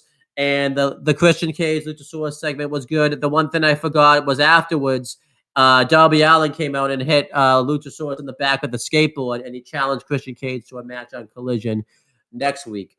I don't mind Darby Allin doing these two things. It's just so weird that he's doing these two things. It just seems a bit weird. A little overkill. And then the Powerhouse Hobbs segment I like the fact that, we're going to get Powerhouse Hobbs versus Miro. I think that's a good a Collision feud. And, I think those guys have been kind of lost in the shuffle for a little bit. So I think it's kind of finally time for them to get back on the big stage. And, I feel like Powerhouse Hobbs may be going babyface. I think he's going to leave QTV and potentially go babyface just because I think it's time for a change with Powerhouse Hobbs. He's been a heel for a while now, and I would like to see what he does on the other side. So I think I started with Noah last time, but we're going to start with Noah again because he said he has some shit to say about the main event, and I think Zio wants to kick that off. So Noah, how did you feel about all these segments and how they were built up and all that type of stuff? disgruntled Tony Storm is one of the funniest things I've seen right now. She's just constantly is. so depressed, but she was feeling a little bit better because her girl Saraya will be in the match. That means no funny business. She'll have a fair fight. Fair fight? Fatal four-way, you freaking idiot! And then Lexi Nair just calling Ace of Spades. Tony Storm not liking it. This interview is over. And then throwing her heel back at her. That was just, all right, jeez. And then Andrew Everett, I like the fact he went for the moonsault. Samoa Joe like, whatever, dude. Walked, submission, bye, see ya. Samoa Joe asked, now he's going to convince Punk. Don't leave Samoa Joe waiting. Tick tock. And not even just, by the way, that Samoa Joe move. Andrew Everett actually landed on his feet, and Samoa Joe didn't expect it, but he still laid him out with the coquina clutch anyways. So yeah, after clotheslining him inside out, upside down. Jesus. Oh my gosh, yeah.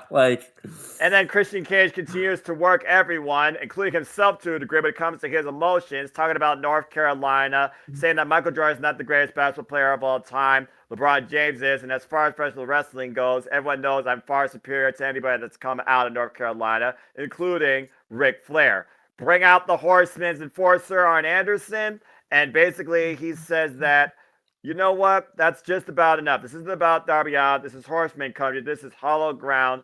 I would like to point something out to the sea monster on the left. Once again, we're trying to see if Luchasaurus actually has a brain.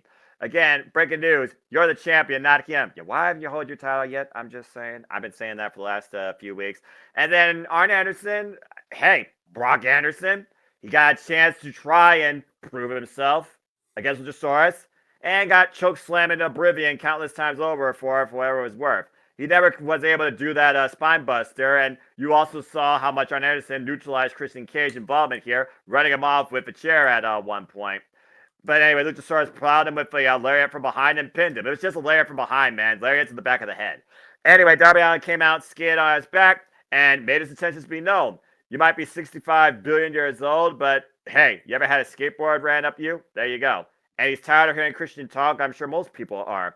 Wants to see if he is a fighting champion, so he threw out the challenge to Christian, who simply says, "You're on. I am sick and tired of you." As Darby Allin looks to put respect back on the TNT Championship. And you think about the legacy of the TNT Championship besides the inaugural champion Cody Rhodes, Ace of Spades, Darby Allin is probably the only one that's put more respect and presentation into that championship in both his runs combined than most of the other champions put together that weren't named Miro or Cody. Just calling it as I see it. Even Warlord, sorry, not sorry. Warlord, for what it was worth, not the greatest 3 runs. And Warlord's been MIA, by the way, since Canada, so I'll also keep that in mind. These segments did what they each needed to do. Toni Storm, she's the former champion, will stop at nothing to get it back, but demands you respect her because, again, she is one of the best. Samoa Joe, nobody to be messed with, nobody to play games with. CM Punk, you had your chance, now I'm going to convince you. Darby Allin, Luchasaurus, the official TNT champion, being built towards AEW All Out. It makes sense here to continue that, especially if Darby Allin got choke slammed on Rampage. This was his receipt. And then as far as the other segment, I go back to what Miro said a few weeks ago. A great battle is coming. Was this the battle the whole time? Or is he still waiting for that great battle as this filler? As Powerhouse Hobbs is writing in the book of Hobbs, the chapter of redemption. Will he be redeemed at the expense of the Redeemer? And is he still with QTV? I mean, we didn't see QT Marshall. We saw Aaron Solo and Nick Camarado. And yeah, Powerhouse Hobbs, he took advantage of their work, but I still don't think him and QT are on the same seat of music. I do think a babyface turn is coming, and it will be planted with a spine buster to one QT Marshall when the time is right, or when this battle is fought. These segments did what they needed to do for each thing in its capacity, and I'm definitely looking forward to Miro and Powerhouse Hobbs. That's a big powerhouse fight. Yeah, I don't think they've ever faced off, too, because they've both been heels and stuff like that, so it's a fresh matchup that we haven't seen before. And it's a different type of match that AEW does, because they don't do big man versus big man all that often, and when they do, they always rule. So, Zero, Powerhouse Hobbs, just saying. Yeah. By the way, where's Keith Lee? Get him back on TV. He was last week on Rampage with the Hardys. Good question. Okay, I'll say get Keith Lee in a good storyline because he deserves it. I agree. Zero, how did you feel about all these segments right here? Boy, bro, Powerhouse Hobbs has a literal fucking book, bro. Yes. This man came out with the book, the literal Book of book of Hobbs. Hobbs. The only partner he's ever needed. The only thing that means something to him. I need an actual book of that. I need Yeah. as a merch. Just and like in the book is like just him, his own testaments and shit. It's just fucking awesome. But so we are getting Hobbs and Miro. So it seems. I like that. I like that a lot. Two guys that I want to like see them tear down the whole fucking ring. Oh, they're gonna do that and more, because Parazov Be- says, I need to redeem myself. Bro. Bring forth the Redeemer. I want this match to be like Bam Bam and Taz, bro. Yeah. Oh, Just go crazy. that's a good Put one. a hole through the ring. Put a hole through. Just destroy. Just go crazy. But yeah, so I'm happy about that. We all know Hobbs has nothing to do with that attack because Hobbs was just like, really? You Yeah. serious? But yeah, so yeah. And for the Tony Storm joint, Tony Storm is a loose cannon. It's hilarious. Just she's having a midlife crisis right now. She lost the belt. She don't know what's going on. She's like, what's going on, bro? The fuck? I'm blah, blah, blah. It's going crazy. But okay. The Brock Anderson joint. Whatever promo, but when I saw Brock Anderson, I'm gonna be real with you. I popped hard. That was figured you my did. boy. That's my boy, bro. But I'm gonna say this: the Brock and Luchasaurus match. This was the first time in forever I ever put away my smarkiness and my knowledge of wrestling and how it works, just to watch this match and cheer on Brock. Well, there you go. I turned all that off because I could see my boy in the ring. He lost like a bitch, but Damn. he lost like a bitch, but Accurate. that was my but I have to put my boy over, bro. Brock, you're my boy. But I'm gonna say this: I made it a. This is a faction I would love to see. Brock Anderson, Brian Pillman Jr., Charlie Dempsey, or however, is that his name? Yes. Corrigo's Yeah, son? it is. It is. Yeah. Charlie. Yeah, The them as a son of one Lord faction. William Regal. Yes, just the faction of them. You have, and maybe one more person. You have a force. I think Anderson at one point was teasing that idea, but again, He was, we- but we- Brian Pillman left. I know. I'm also going to call it spades here. Let's be honest here, brothers. They were in North Carolina. If this wasn't in North Carolina, this match probably wouldn't have happened. Yeah. Right. The only way that faction can happen that you want to happen is if Brock Anderson left AEW and joined WWE at this point, just because you know, unless the other thing happens, but we'll have to wait and see. Exactly. But yeah, overall, there was some good back-to-back segments, and I give the Luchasaurus joint a big S because I get to see Brock Anderson. There you go. I'm going to keep my eye on him because if he doesn't do a spine buster or put somebody on the dirt, then he ain't have no future. But I was he's hoping gonna for be that one of moment them. here too, just cause. Give them the moment. Have him spine buster Luchasaurus, just to give us that moment. Then Luchasaurus rises up and then choke slams him. That's what they should have done, in my opinion. Yeah, I wonder if I don't even know if he can hit the spine buster on Luchasaurus because that is a That's big dude. what the point is. But anyway, Just have then we had the main event of the show, the last match of the show. It was 30 minutes worth. Jesus. Yeah, CMFTR challenging the House of Black for the AEW World Trios Championships. Obviously, the House of Black rules, I think, were in effect because I believe it didn't apply to CMFTR since they're actually a trio. I think you have to be not a trio for that to happen. So Correct. This was a normal trios championship match. And yeah, What a fucking And it was match, incredible. bro. this match was incredible. FTR kind of start off. They lock up with, and do a few tag things to Buddy Matthews.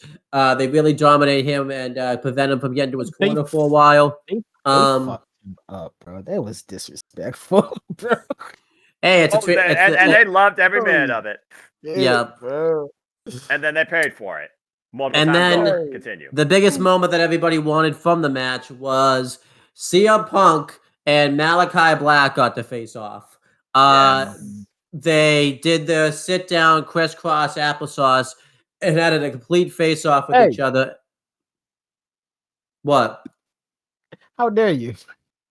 That's what it's called. I don't know what to call it. Like, they took their place in the ring, and put some respect behind those two struggles that tried to take each other's head off. You saw how close CM Punk was to witnessing and getting hit with the end. I didn't even realize it was disrespectful to say crisscross applesauce. No, That's just what they call it. I'm just messing you, man. Continue. Yeah. But anyhow, mess with you. They had the face off, and it was awesome. Because I believe CM Punk is the first one to sit in that position in the ring out of anybody else. I don't think anybody else have it. Obviously, Malachi Black. Obviously did the same. And they just really went at it with each other. They try to do kicks to each other, but they both keep dodging and ducking them. And eventually, Malachi Black realizes that, they're kind of in a bit of a chess match here, so he tags in Buddy Matthews. I probably was the only one, but this was kind of a dream match for me with CM Punk and Buddy Matthews. I've always wanted to see like these two lock up because I've been saying it for the longest time. Buddy Matthews is extremely underrated when it comes to what he can do in a singles capacity, including the fact we're just coming off that ridiculous war he's been having with Andrade El Idolo. Yeah. Buddy Matthews is they go at it built different. Yeah.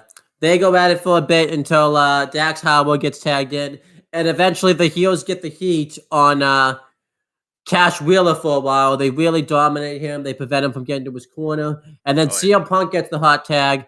I guess we should say this. CM Punk did get a decent reaction here.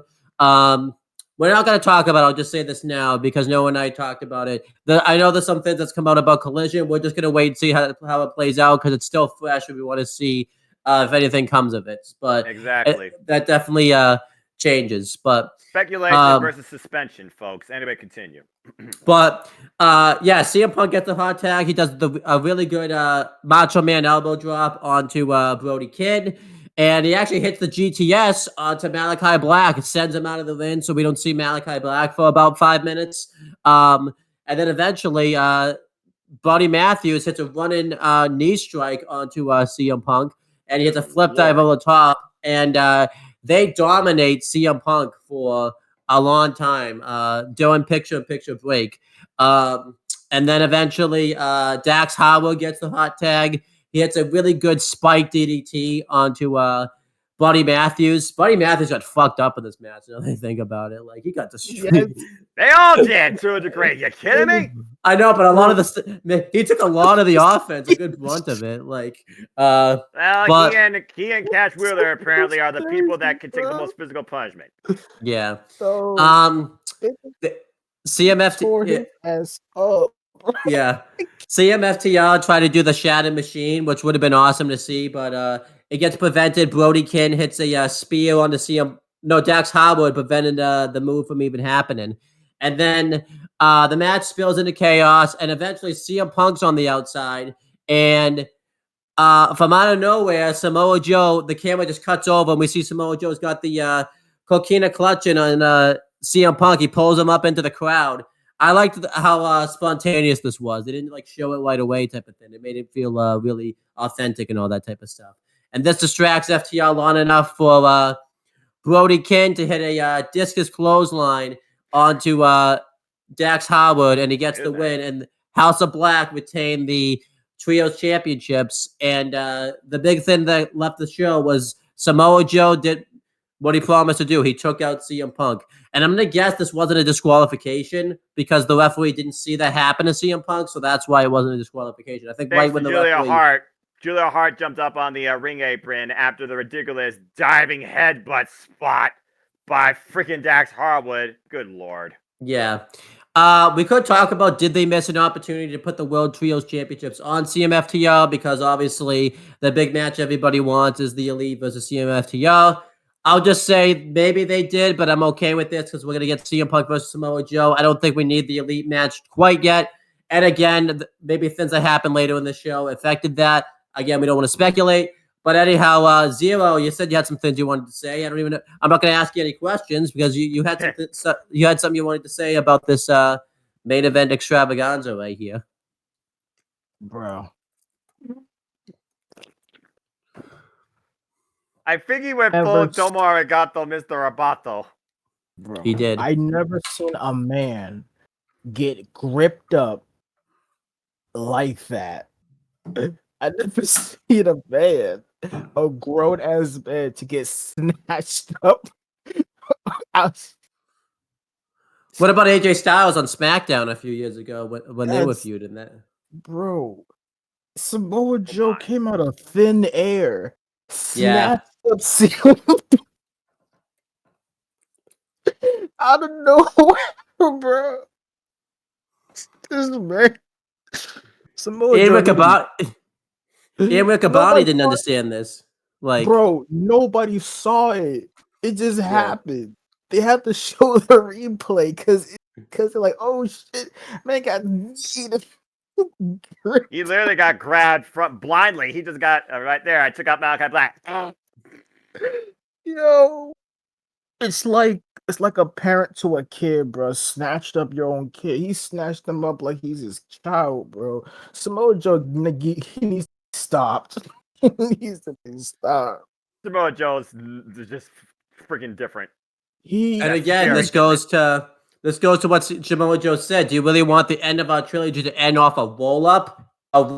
So, Samoa Joe definitely needs to be stopped. I mean, bro, like the match was fucking good. I love it. Brody King about to be my MVP. His trip, bro. Brody King is the best. That man is just different. My man doing the Brody. My man, homie doing the Bruiser Brody chant, bro. That shit. But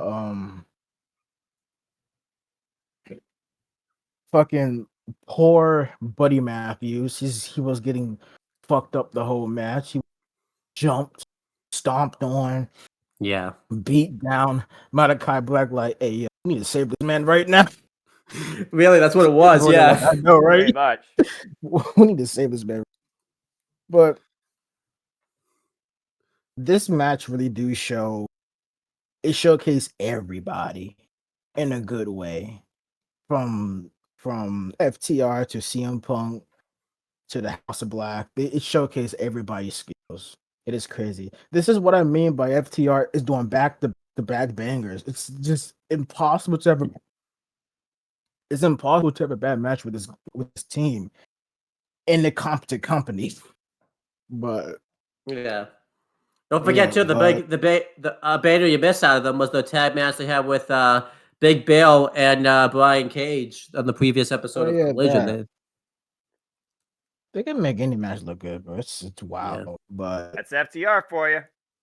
The man that I want to talk about is how Samoa Joe violate human rights because the way he just, this man is a violation. He is a walking black. He's a walking black air. He is a walking. No, it's like this, right? There is levels. There's a guy wearing sneakers or some light shoes. Just soft. Then there's a person who wear Timbs, right? Black Timbs. You are deadly. Then to somebody wearing Heelys in 2023, that is a terrorist. Watch out for that man. He's a danger to society.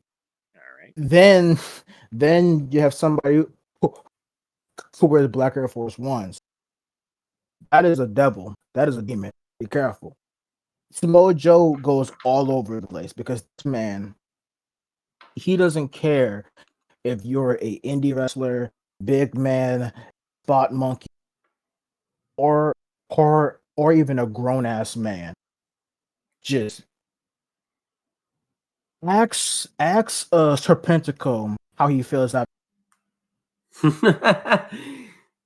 The quickest match still to this date on AEW Collision, and it's not even close. Yes, I don't think but he violated Serpentico. He made that man a child. He turned a grown ass man to. That's what he just did to CM Punk. CM Punk's like a grizzled, angry old man who basically who works with children. Mm-hmm. And now he got turned to a child by Joe. Bruh, Joe needs to be assassinated. This man is just going to keep fucking going to destroy. Joe is literally going to destroy the earth. Going to tear down everybody. He is a Godzilla. He is literally Godzilla. Mm-hmm. Monsters upon monsters, just the king of the monsters. And I think when they have their match, Joe's gonna win. Oh, okay. That would be interesting. I wonder if both they're gonna do title for title, where they'll do TV title versus Real World's title, because that would add some elements to it. But we have to wait and If see. it's for the world title, CM Punk wins. If it's for the TV title, Joe wins. If it's for no title, Joe wins. What if it's for both titles? They already do that. Damn, you got me there. Yeah, that was that's why I asked that question. I had to stump you there. So, all right, Noah, how did you feel about this match? And how do you feel about what came out of it? Do you think they missed an opportunity to put the trios titles on CMFTR, knowing what it could have led to? Why you went Roboto there for a moment? I did hear your question. No, because like I told you, not every story, not every big time match you want to see needs to be concerned or absorbed around championships. It's also one of the biggest grievances right now when you combine AEW and Ring of Honor championships. It's double digit worth of championships across this company. So to have all the titles on the line at All in some capacity might be a bit overkill. I think they did this right. And again, the AEW Trios Championships, they have not been more better presented or on a more dominant faction than the House of Black. They're the longest running champs. Julia Hart was definitely playing her role to perfection here multiple times, same with this match, but also being shot to the sun of disbelief that CMFTR came very close to winning this. After they hit that ridiculous shatter machine towards the end, after going for it several times against Brody King, the MVP as Zero alluded to, I thought for a moment that CMFTR had this, but after what Samoa Joe said earlier, I knew that had to come into play by the time the finisher was going to come. I just didn't think it was going to play out of nowhere like that. Good Lord Almighty. CM Punk didn't get a chance to breathe before he was back to sleep. This was an incredible match. And again, AEW Collision has proven to be the show every week to give you the best presented and longest presented main events of your pro wrestling week. And each one delivers. They have not had a bad main event yet that has led to some sort of progression or has led you to something to remember. I absolutely love this match, and I think the right team won here, and it sounds like we're going to get Samoa Joe versus CM Punk at All In. Now, as far as using a championship, even Samoa Joe says it's not about championship. This is about legacy. This goes beyond championships. This is about your pedigree in professional wrestling. And right now, Samoa Joe wants to test CM Punk's pedigree to the highest degree. They want to end it on a high note. You can't end it at a bigger note, one-on-one with the best men winning at All In front of 80,000 in Wembley. All right, and that takes us through the AEW programming. Let's do letter grades or whatever you guys do. We didn't do Rampage because we forgot. I'll give Rampage like a B-. I thought that was a good solid wrestling show. And then Collision, I'm gonna give like I'm gonna give that like an A plus. I can't really think of like a bad. Actually, maybe an A. The only thing I would give it is maybe Darby Allin's getting a little bit too overkill, so I would give it like an A. So 0. Whatever grade you do and whatever metric you follow, what's Collision to you? I give it the Samoa Joe snatching up CM Punk out of 10. That's just crazy. I can't get over it because you never The saw speed. it coming. The speed he ran in, Zero. The speed. Bro. Yeah, Bro. and like he ran. Shows... go ahead. I think he ran too, like almost like because it shows him too. It wasn't like he was there, like type of thing. He like ran like from like back, almost a backstage area. I don't know where he was coming from, but he booked it. Like he came from the crowd. Like the camera didn't even see it. Yeah, it's the replay that you gotta, because I was like, where's CM Punk at? Then it shows CM Punk getting choked out. it's insane. Yeah, Bro, what just happened? Then it showed the replay, just him choking him up, picks him up, and he kidnapped him, bro. yeah, bro, he got kidnapped like how the ninjas kidnapped Samoa Joe. Samoa Joe. Everyone says that.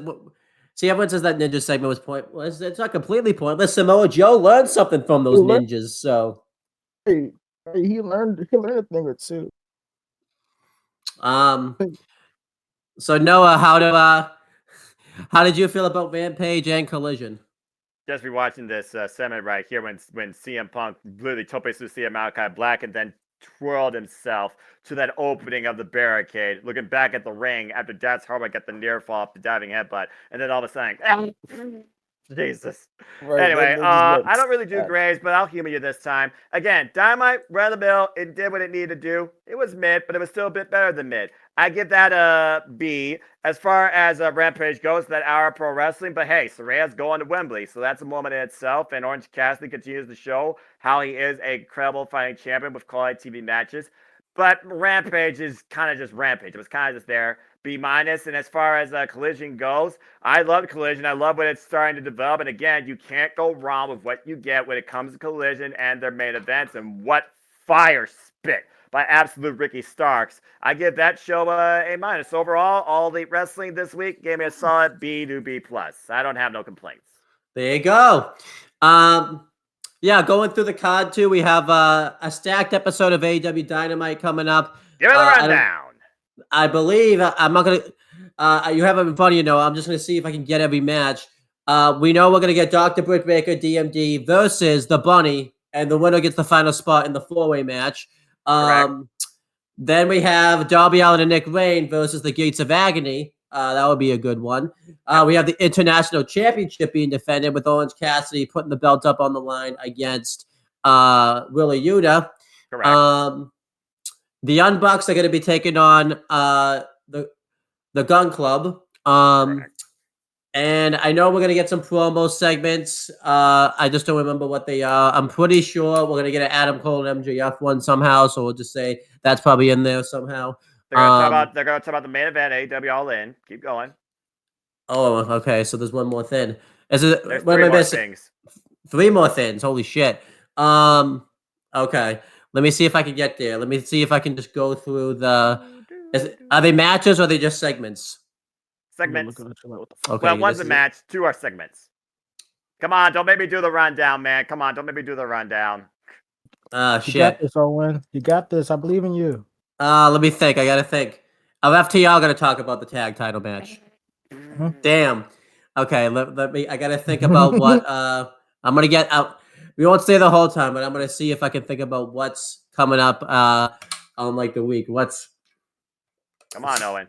You got this. Don't make me do the rundown. You know I'll do the rundown. I don't want. I gave you this for a reason. Come on. I think I gotta look it up. Oh, come on. All right, let me go ahead and do this for you, folks. Folks, again, this is the reason why Owen and Zero have taken this thing over. I'm incredibly proud of these gentlemen. We hope you enjoyed their thoughts. Hey, I got 5. I got 5 out of the 8 thins. That's pretty good. So. And Owen, again, you're doing the show proud. I'm very proud of what you and FTW have done. Keep up the good work. I definitely have left us in good hands. That's why, again, he's back in the driver's seat. But it was fun to be back here again. Anyway, folks, stay tuned for the upcoming content this week in AEW. As again, this week is Fight for the Fallen. Proceeds will go to support the families and those affected by the wildfires, of course, in Maui. So please support the Maui Food Bank if you can. All proceeds from this week's shows of Dynamite, Rampage, and Collision will go towards those in need. As again, this is Fight for the Fallen. AEW Fight for the Fallen consists of the following. He named off most of it. It will be Darby Allin and Nick Wayne taking on the Gates of Agony. Fresh and Squeeze on Cash defends the AEW International Championship against Wheeler Yuta. And the return match for the Bunny takes on Tiebreaker DMD, where the winner goes on to the Fatal 4-Way at AEW All In to take on Hikaru Shida for AEW Women's World Championship. It will be Jeff Hardy versus Jeff Jarrett in a Texas Chainsaw Massacre death match. The Guns take on the Young Bucks. MJF and Adam Cole will sit down and talk about the main event at AEW All In. Kenny Omega will have a sit-down interview with JR discussing his future, including plans for AEW All In. And Chris Jericho will give his answer to Don Callis whether or not he will join the Don Callis family. And we're not done there, as of course we move towards Collision. We already got stuff set up for there as well. Darby Allin will take on Christian Cage one-on-one, and Diamante goes one-on-one with Willow Nightingale. And this all continues forward, as the following week will be Fighter Fest, of course, presented by AEW Fight Forever, as AEW prepares to go across the pond to their biggest show ever at All In at Wembley Stadium, the biggest event in wrestling history. It has been made official that Osgood will defend the Ring of Honor World Tag Team Championships against MJF and Adam Cole. It is a coffin match, tag team action, as it is Darby Allin and Sting taking on AR Fox and Swerve Strickland. Somebody is going to be 6 feet deep by the end of this thing. Again, AEW Women's World Championship Fatal 4-Way. Hikaru Shida, the champion, will be defending against Toni Storm, who gets a bye, being the previous champion. Sabrina, who just qualified. And the winner of Tiebreaker DMD and the Bunny. The AEW World Tag Team Championships will be on the line as FTR defends the gold and their legacy in the rubber match against the Young Bucks. And of course, in the main event, it all culminates with MJF versus Adam Cole for the AEW World Championship. So yeah, all that stuff is looking like a really exciting time for AEW, and that's pretty much it, guys. Thank you guys for watching this video. Before we end this video off, we're gonna do some plugs. We're gonna start with Zero. I have a lot to plug, so while I text producer man, you can go through this. I did. Where should we go first? Okay, so you can find me at Zero Channel -0, and what's going on currently is the Grizzly tournament has started yesterday. Round 1 featured like some really good matches, especially the main event, which was Mark Young versus Michael X, which is a rematch from WIW Immortal main event. And I don't know if I should even spoil what happened, but I might spoil next week. Okay, so I will make sure to watch that. Yeah, because like it was a fucking Jesus Christ. But yeah, day was day 2 tournament, and it featured Zach Roper versus Archie Murray, Petty Armani versus King Rickamaru, then Chris Iris versus Blade. So yeah, that's day 2. It's up now and been up past 8 hours. But yes, so yeah, you can check that out of the whole tournament. And what else is going on? Oh, the wrestling rundown, right? I'm gonna host it. And it's gonna be fun. I have some stupid topics so I should talk about. Half of them is basically just wrestling related, and it's just gonna be goofy as shit. Okay. So yeah. Wait, hold on. What's come back to? What? Yeah, Zero's gonna host an episode of the rundown after Payback and All Out Week. Okay. And he's got some fun things playing for it. So I was gonna tell you about it, but I forgot to, and it wasn't like official yet. But now it's official because he announced it on air. So I think Owen Pierce makes it official. Nice. Okay. It's gonna be goofy shit. That's me. Okay, I guess I'll see you guys there. Yeah, so like all can join. I don't really care who joins. because either way, we're gonna have some actually a fun time. I got some dumbass topics. One of them is about one of them I call it a minute one take. So basically, it's a take. So basically, you got a 1 minute to have a take on whatever I put up there. But yeah, so yeah, I have some fun things, and welcome to join. Are we going to talk about the fun stuff of AEW All In, All Out, and possibly Payback? Of course, Okay. of course, we're going to talk about the latest wrestling shows, I see. and yeah, so yeah, don't worry, we're going to talk about wrestling. We're also going to talk about wrestling games and maybe some wrestling music, maybe. Oh, okay. Yeah, it'll be an interesting rundown. I'm intrigued. Yes. You sold With the me. Yes. variety. You sold me. You Mhm, sold variety. me. Okay. This is Zero here, breaking tradition since the day of my birth. I mean, if you're talking the podcasting world since 2020. 2020? 2020? Yeah, 2020. Yes, breaking tradition since the pandemic because I got Yeah, well, you're also breaking microphone. It cut out again, but you're fine. ah. Yeah, I know, we gotta fix that. That's crazy. Yeah, that's Break fine. since today and today. There you go. Okay, so yeah, is that all you got to plug or more? Heat Wave 98 tomorrow. Yes. But Yeah, I'll be- we leave Owen for that. You we can leave Owen for that. It's okay. Okay. Okay. Well, and by the way, technically it's gonna be Thursday because I'm gonna be posting Thursday. it then. So yeah. Well, next week. Yeah, next week. Yeah, I'm gonna post it like relatively soon because I want to have that done so that way we can just focus on all the UK shows minus Bash at the Beach. FTW All Access coming soon. Yeah. No, but that would be like behind the scenes, like It'd just be a fucking bootleg deadlock. That's all. Basically, it would just be like. It'd just be like me, like just eating cereal for the most part, because that's not all I do. Did you but do it's, that on air? Did he eat cereal on the air? Noah, confirm or deny? I did not do that. He did not do that. Okay. At least not today. I dropped my phone.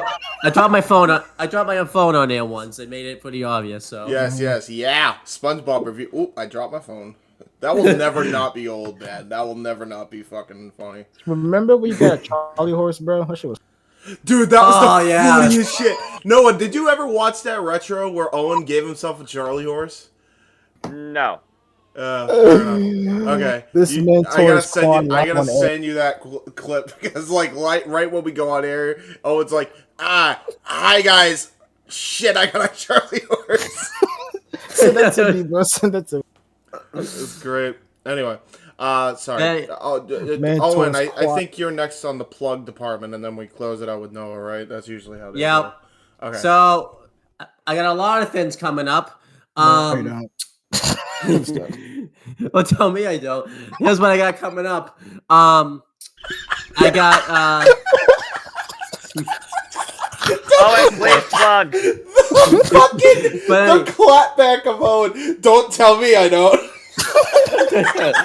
but anyhow, what videos that are coming up? Oh, WWE Aftershock for this upcoming week. AEW spoke for this week, and then obviously AEW spoke for next week. This Thursday will be the retro for ECW Heatwave 98 since WWE's doing Heatwave, so kind of works out that way. We had this planned for months, and we're like, oh, we got to wait for the right time. NXT does Heatwave, and now we can do it. So Wrestle Kingdom 12, that will be out next week. And then we have some UK retros coming out. NXT TakeOver London will be coming out next week. WWE Raw from, I believe it's November 6th, 2017, coming out next week. And then Full Gear, AEW Full Gear 2020 will be coming out next week. And then AEW Full Gear 2020. AEW All Out 2021 will be coming out next week. And then obviously, one last summer retro, we're going to be doing WCW Bash at the Beach 2000 retro. That's going to be an interesting one. And then obviously, I don't know if it's already out or when it will be out, but WWE SummerSlam 2005 retro, because we have to plug that, because if it wasn't for that one, we wouldn't be doing WCW 2000. Yes. To be, I'll actually tag in on this. That is going to be coming out on tomorrow. Or actually, later today, because you're going to be going up on Wednesday. So so later today, you guys will be seeing SummerSlam 2005. There you go.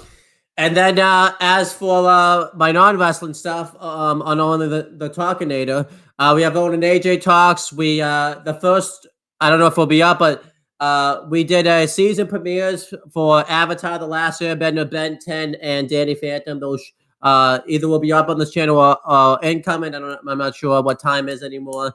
And then coming up some point this Saturday, my cousin and I are going to review the Red versus Blue Blood Gulch seasons 1 through 5 episodes. Just kind of do a quick recap of them. So definitely be sure to check that out. So yeah, we're gonna try to see if we can get caught up to Red versus Blue before the last season comes out. I doubt we'll be able to do it because we only have up until the fall, and it's fucking August, so it doesn't look like that's happening. So you know. Yeah, you'll figure it out in post. But I will say, real quick, also on Owen the Talkinator, retro movie review series, When Nikos is Back from Greece. The first movie of that will be Lystrata. That's coming up. And on the reintroduction of content in review with myself, Owen, and Mistress Audio, and Zero, if you want to come in, you can. We're going to be doing Omegle Musicians to start off the new series. So Wait. What we starting off with first? Omegle Musicians. So Zero knows what that is. Zero, if you know what that is, then you good. Don't tell Owen. I don't want him to be spoiled. He does not know. I want him to keep it that way. All right. Fair enough. All right, cool. And I think that's all for your shit, right? Yeah. And last but certainly not least, to close off the plugs, is Noah. There you go. Noah, as you do so eloquently do, my good friend, take us home. Well, guys, been a pleasure as always. I know this show is in good hands. I know I don't need to be here every week, so Zero and Owen, you keep doing what you do best. I'm very proud of you guys. Folks, you do want to engage more with me, know this, for I am but a simple man and a lifelong fan of professional wrestling. Damn it. So if you want to engage with me... He didn't go. Whatever. If you want to engage with me, find me on YouTube and Twitter and in Foster1916 for all things wrestling. And shout out, of course, to the entire AEW family. It'll be busy for us. We'll do AEW View impromptus ahead of All In on All Out. There will be prediction forms. There will be predictions. There will be simple takes on both those pay-per-views too. So stay tuned to my simple YouTube channel for more details regarding all of that, because that is basically the primary hub where you'll find out where everything is and everything that's going. You'll find it on the community tab, and if you follow me on Twitter, I always pin the latest forms and latest prediction league updates as well there too. And again, stay tuned as always, weekly Saturday nights, the Saturday Night Shenanigans that are open mic night hosted by JJ Williams that me and James take part in as well too. And stay tuned this weekend for our watch-along coverage of the Multiverse United 2, For Whom the Bell Tolls. It'll be a simple wrestling expedition that we're just going to enjoy as fans, but I'm still going to do a prediction game, because why the heck not? Because I think that's fun, and I think it's going to go as planned. But as always, I'd like to conclude, there are no winners, no losers, no betters, just fans with opinions for this passion we all share. At the end of the day, folks, support one another, respect each other, protect your mentality too, treasure your families, and just enjoy life, and enjoy professional wrestling. It's as simple as that. And Owen, go ahead, take it away, close this thing out, and I think that's all we have to do. So yeah, thank you guys for watching this video, and since this video is being recorded in the past, we will talk to you guys in the future. Have a good night, folks. 5-star frog splash! Podcast has concluded. Be sure to check out more group discussion as far as AEW content is concerned, and check out more content from For the Win Productions.